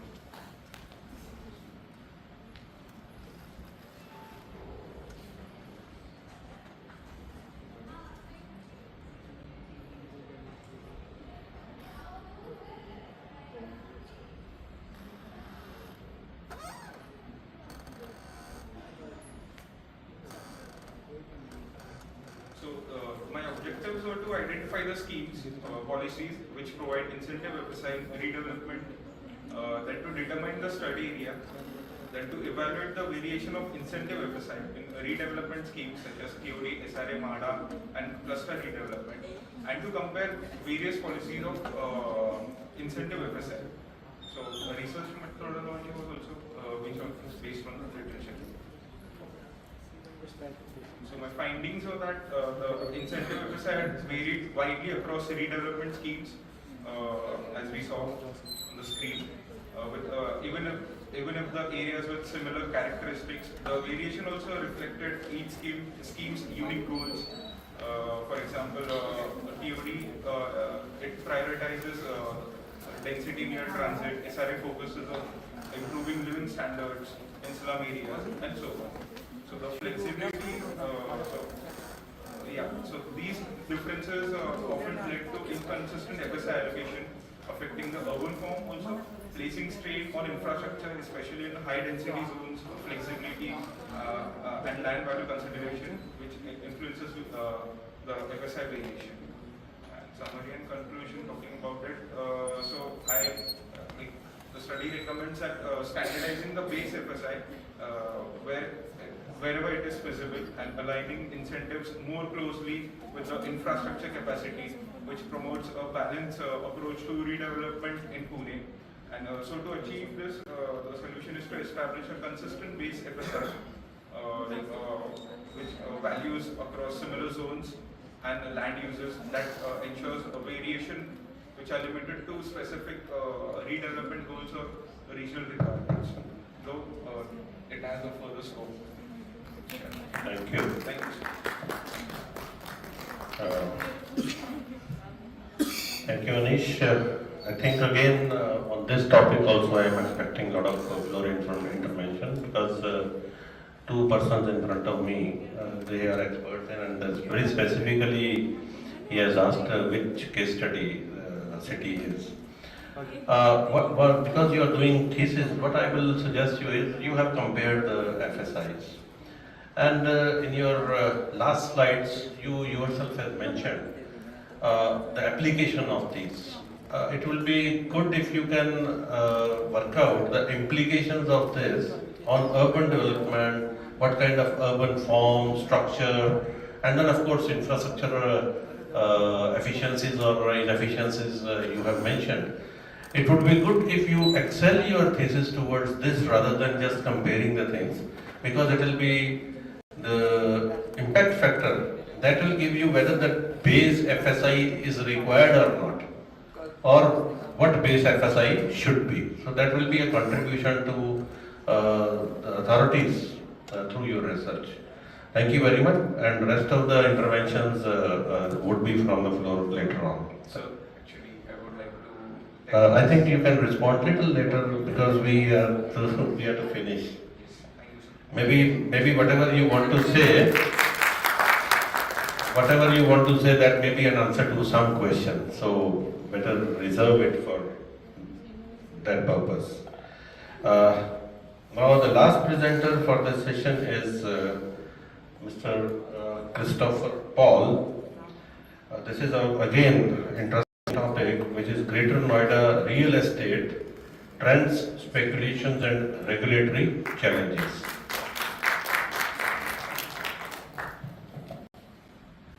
Thank you. Good afternoon. Myself, Christopher Paul. I'm an architect and planner. Did my planning from SK Delhi back in 2013-15 and Bachelor's of Architecture from BIT Mesra in 2009. Currently, I've been practicing as an architect, as a town planner, as a project manager, as a construction manager, even as a property dealer also at times. I'm also JE to DPRO, that's District Panchayati Raj Office. So I've had access to the rural areas in the neighboring part of Greater Noida. So this particular study, it's not a very scholastic study, so to say.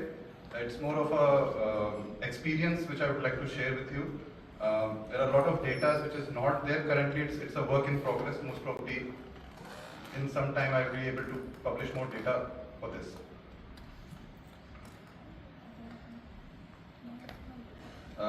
Most of this presentation is very short one. I won't be taking too much time for that matter.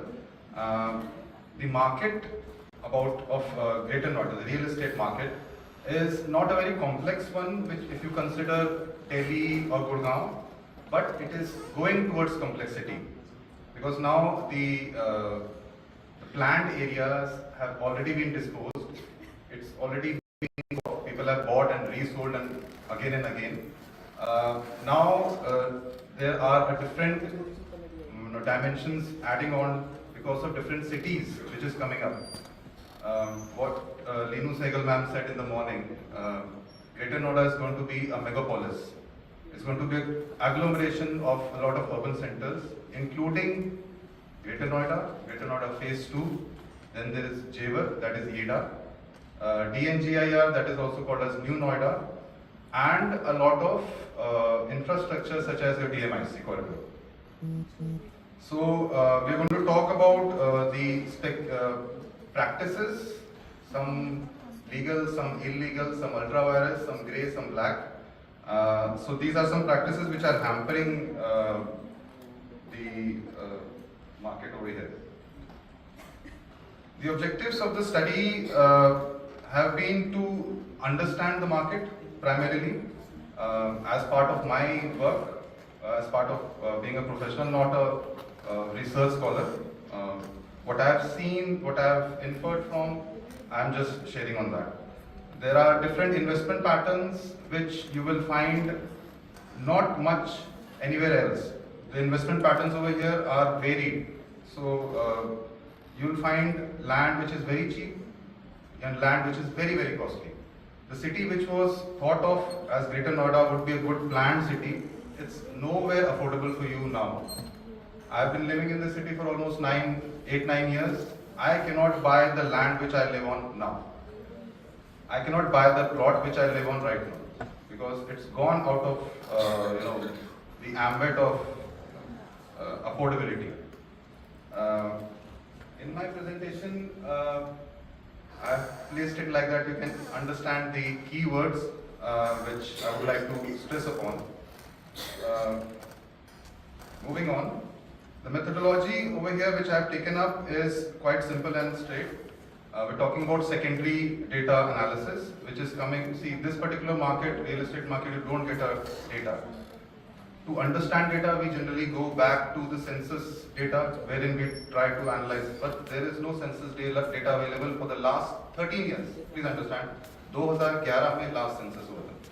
2021 we don't have census, we don't have analysis. Even the new master plan 2041 relies upon 2-3 types of understanding population growth. They have incentivized population, there is a natural growth, and there is a mathematical calculation. So there is nobody who can tell where we are heading at in terms of population growth, in terms of market. So trying to analyze, make understanding of the whole situation which is going on. So we tried to do some graphical analysis. I'm afraid it's not available on my presentations there in the paper. Some comparative analysis compared to different this thing. And then we'll talk about market segmentation, primarily types of product available. You have plotted development in Greater Noida, you have flats, apartments in Greater Noida, and then you have something called the peri-urban areas. The Greater Noida and different cities, when they are plugged in together on the map, you will find some grey areas, some patchy spaces which are green in color on the map, but they are very lucrative land right now. Okay, and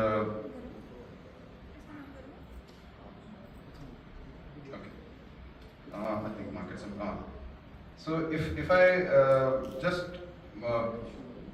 give a brief about the market segmentation, over here the land, the plotted is getting a rate of ROR annual more than 15%. More than 15% of your investment is increasing every year in Greater Noida. That is compared to your plots. If you go about flats, builder flats, then that is coming around 20%. So every year 20% increment on your land or your property prices is there. So it's very fast, very aggressive growth, so to say. Compared to Delhi or even Gurgaon. Gurgaon and Delhi, you'll see a flatlined real estate market as of now, because most of the things are packed and they are now into redevelopment. But over here it's fresh, green, it's come and buy. And a few things which I suppose sir is also here, things which DDA did, people have tried to copy it over here and they are in a soup. DDA was able to do those things, Greater Noida Authority and other authorities have not been able to do that because of funds, of course. What Leenu ma'am also said in the morning, authority faced a lot of problem in terms of acquiring land.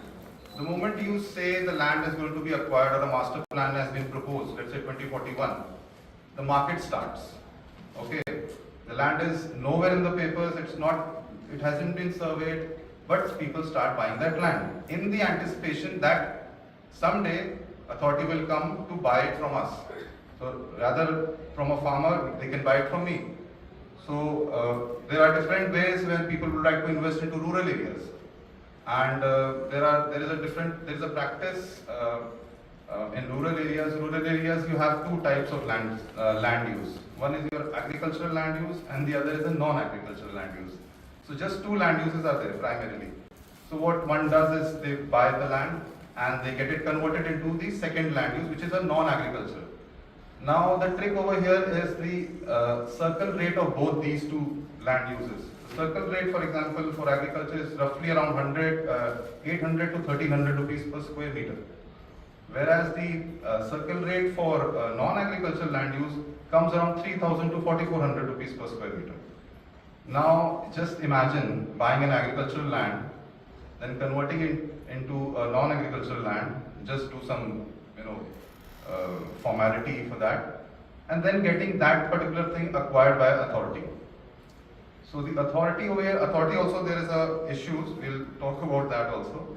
The issues which authority faces is the speculative market. Primarily, people would like to buy and would wait for the market to rise and the authority to compensate on the land. So in peri-urban areas, this is a very practice wherein the speculative investors are heavily investing in these lands, and they would like to get a lot of return on their particular investment. But this scenario is not helping the authority who is actually developing the land. Now when they come to buy that particular land, which in their plans was supposedly an agricultural land, but when they come to the land parcel and they check it in the tehsil or their papers, it's a non-agricultural land. So the return for the person buying that particular land is very high, and for the authority it becomes very difficult to purchase the land, hence hampering the growth and the development process. Now to add more oil to, I don't know, आग में घी का काम करता है, the neighboring cities which are coming up now. The impact of these neighboring cities such as your Yeda and Greater Noida Phase 2 and New Noida and then Greater Faridabad. In this particular area where you have Yamuna and Hindon, there was no connection towards Faridabad, but now recently a new bridge has been created which crosses Yamuna. So from Greater Noida to Faridabad and then the Greater Faridabad, and then you have connectivity via Eastern Peripheral and Western Peripheral. So this particular area is now come into picture as well. Earlier we would talk about just the Yamuna ke is taraf wala portion when we talk about Greater Noida, but now Greater Faridabad is also there in the picture. So in fact a lot of land which is supposed to be flood plains, a 50-year flood plain, a 20-year flood plain, is now being sold off at premium rates. People buying don't know these things. We as planners know about what is a flood plain. Normal people, they don't know. 20 saal ke baad baad aayegi, who knows? So these things are happening. Yes, sir. There has been impact of New Noida and DMICs in particular, because of the infrastructure availability and the connectivity of this city to all parts, major parts of North India. So it's a very good place to be in. In fact, I had a word with one of my professors in SPA. He told me you're living in the top 3 cities of India. I said, nothing is there, it's so polluted. Never mind, it's going to be top 3 cities. So I'm hopeful for that.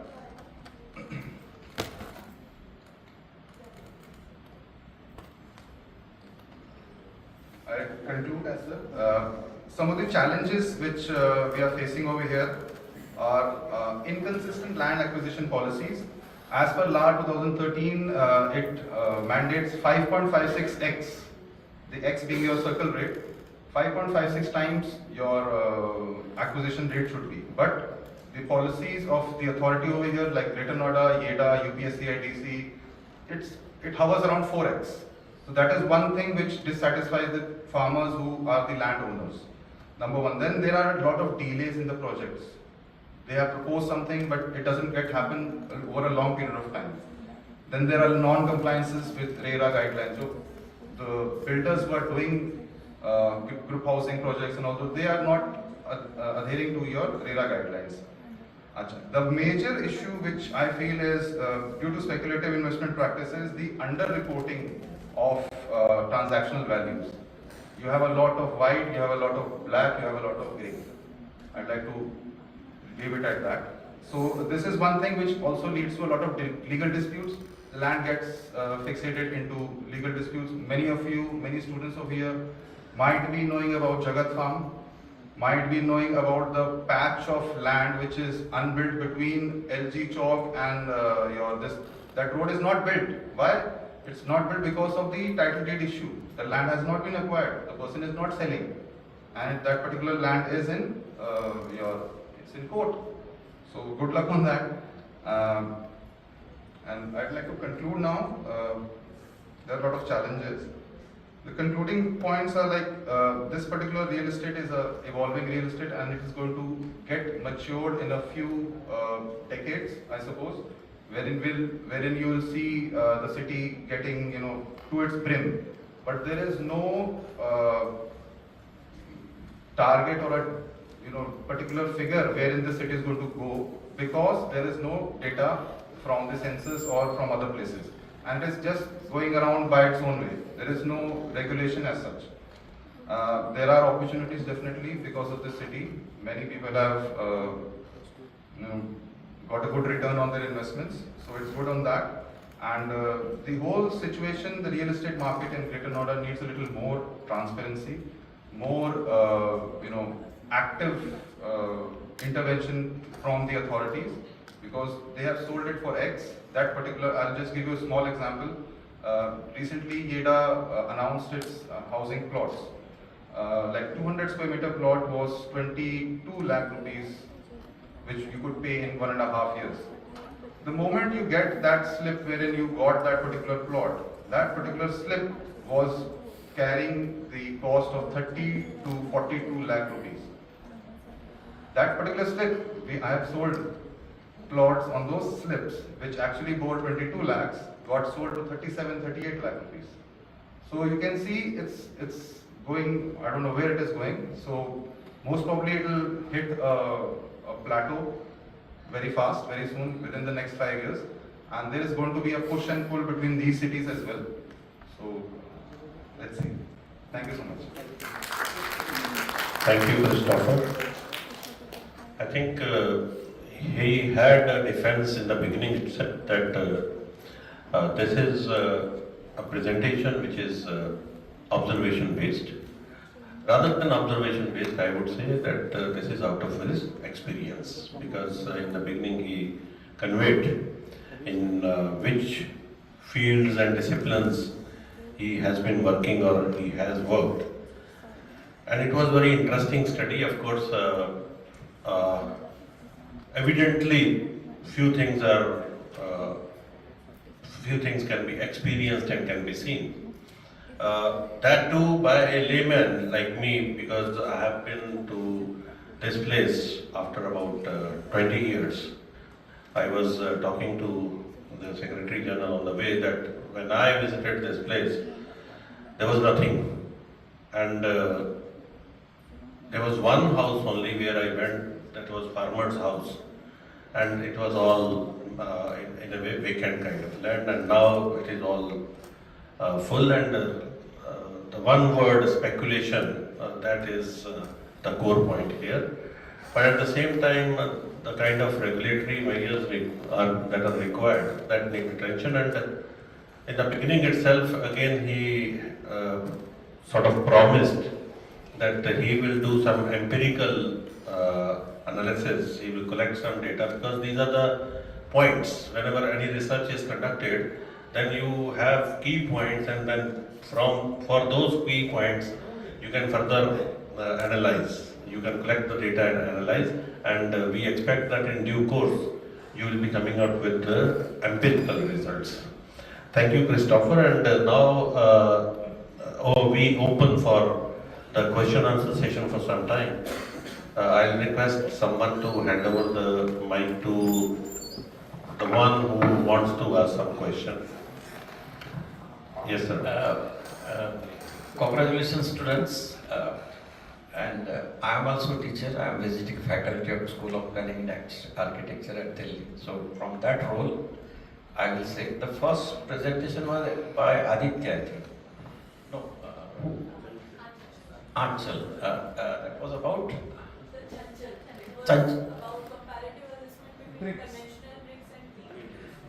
conventional bricks and these bricks. What happens in this case is a good study, but question is you have to convert it into very local languages instead of technical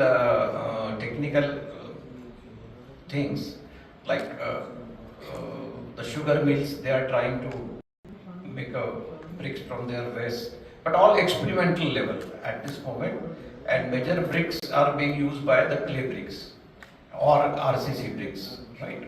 So other bricks are becoming very expensive, so try to make it to a local, because alternative bricks have a local factor.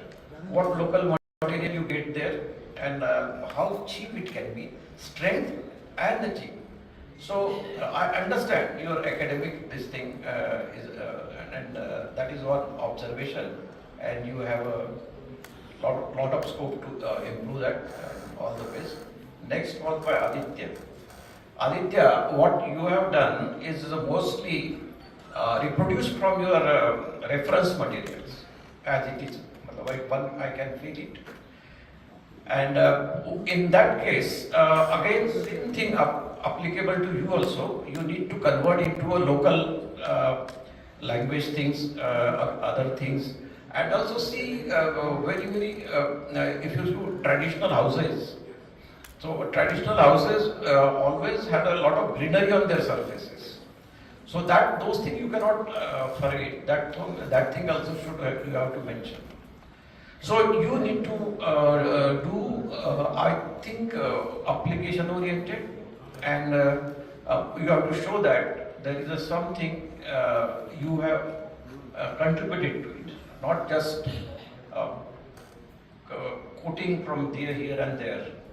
So yours is a PhD thing, isn't it? So something has to come out. It's a research, right? And Sheila, I think your presentation was very practical, excellent presentation, and we all over India are debating about FSI, FAR incentives in TOD, etc.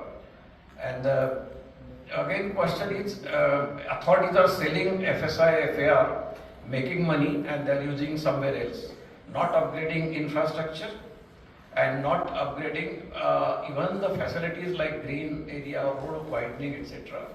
So basic flaw is in your development control norms. You cannot have it on the basis of your road width and other things. So this is more a money-making mechanism, and that has to be looked into it. And it cannot be applied as a one go at all areas or all roads and things. You can specify some pockets where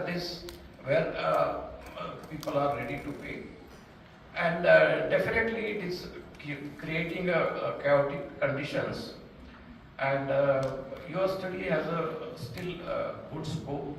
You can come out with some alternative. There is a document by Niti Aayog, and this on the website of Ministry of Housing and Urban Affairs, land value capture methods.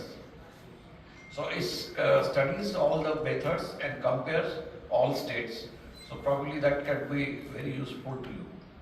And last but not least, Christopher, you really nailed the points, and very good study, very good study. I was a team leader for second master plan for Greater Noida, and I know many things.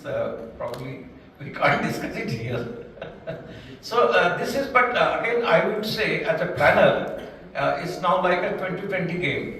What kind of a ball is coming, and there are 11 filters. There is a speculator, there is a property dealer, there is a government officials, and so many things. And वो सबसे बच के आपको ball बाहर करनी है.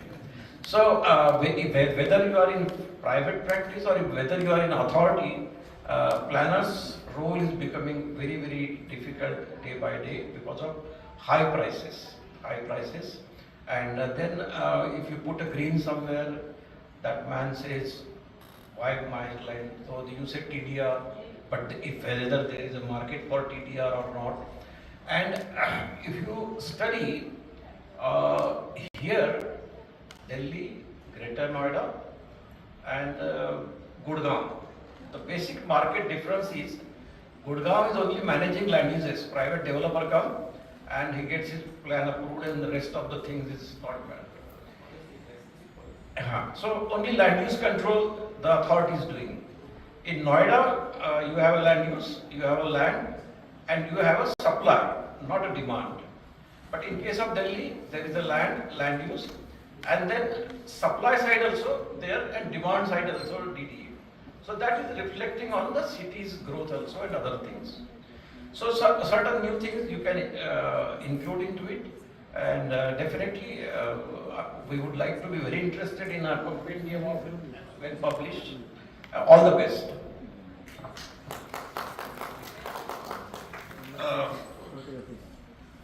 Congratulations to all the young speakers. Very impressive presentation. I'll start with Christopher. The way, that is, you have shared your experience. That's what the contrast. Because this was heavily research, oriented presentation, whereas you had shared your experience. I am recalling the days of, National Capital Region Plan 2001, wherein they have shown the entire Greater Noida as a green. It was a green, and in fact, from the town planning, perspective, it's a gross violation of NCR plan, National Capital Region Plan. So, but yes, the land and the town planning are essentially state subject. Change of land use was done, but again, it was also, it was subjected to court. Yeah. So, I don't know what we should say. This Noida, Greater Noida, IDA, and New Noida, and Greater Noida Phase 2. I think it will be a huge conversation, perhaps. And above all, we are going to have a Jamer interaction. The entire region, if you take, अब मैं उसको बोलूँगा UP सब reason अगर मैं ले लूँ उसको, तो I think this region has got maximum conversion of agriculture to urban use. And somewhere you will have to really think about the food security also. It's not that unprecedented. Greater Noida, if I say occupancy is still 30%, and above all, you are saying that it is unaffordable. In fact, I constructed my house in Greater Noida. It costed only 12 lakhs, and the land price was 900 rupees per square meter. And today, if you tell me, I cannot just buy. But this is, I am absolutely sure 2025 में जब census figures आएंगे, the census is going to start in January. Most probably by December we are going to get the figures. You will see there will be more number of houses, less number of households. Theoretically speaking, there is no housing shortage. But the tragic thing is that housing is an unaffordable proposition. So I think we'll have to, students can do a thesis on this. And with regard to seller presentation, of course, it's a M-Plan or it's a PhD thesis?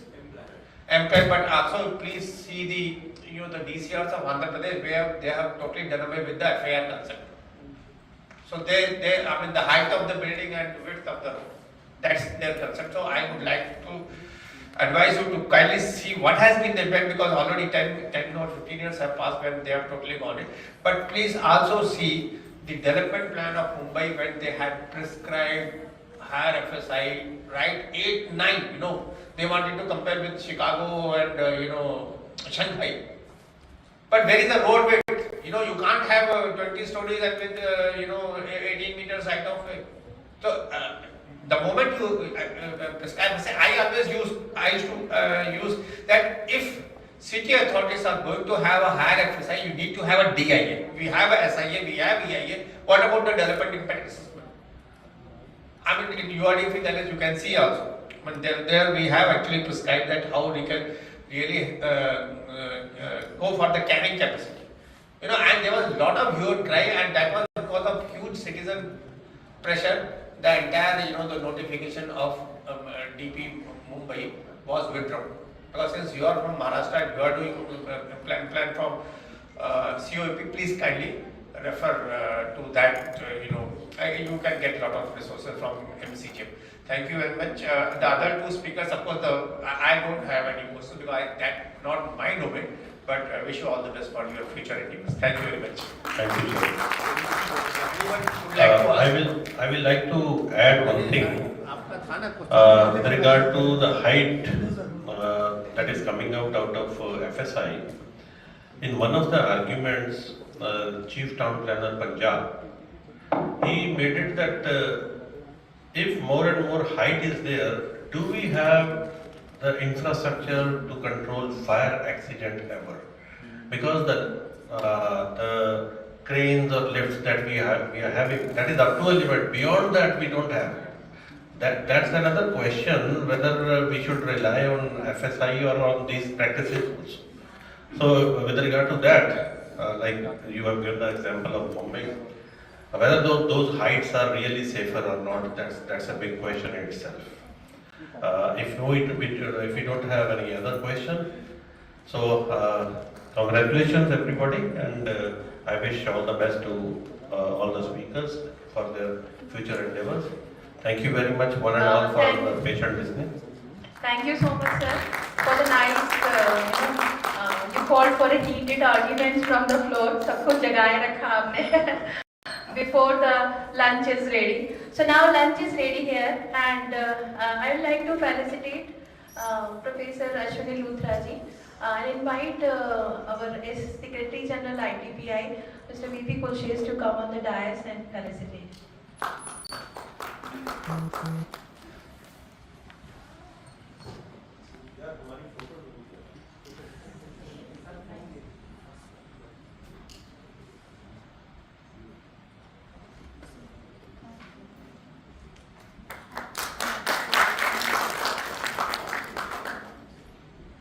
I will invite other delegates who are presented, and thank you so much, sir. I invite from the reverse order Christopher Paul to come on the dais and take the momentum.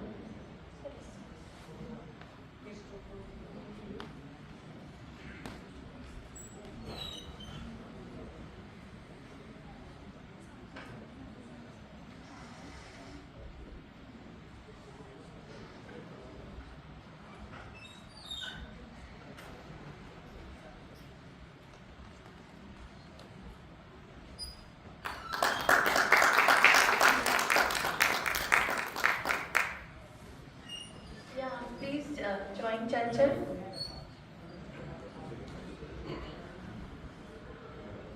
Anish Shaler.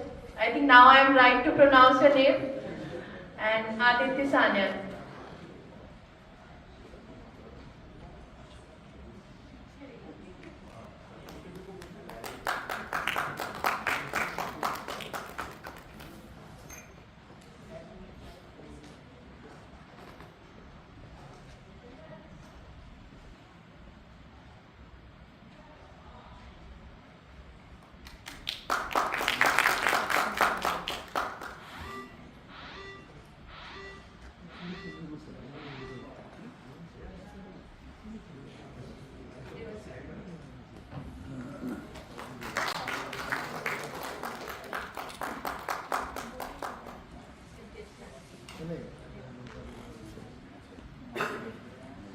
you everyone for the patience hearing. Thank you Luthra sir for your chairmanship to the session. Please join for the lunch. Then we will have the, after half an hour we will start for the evening session. Thank you.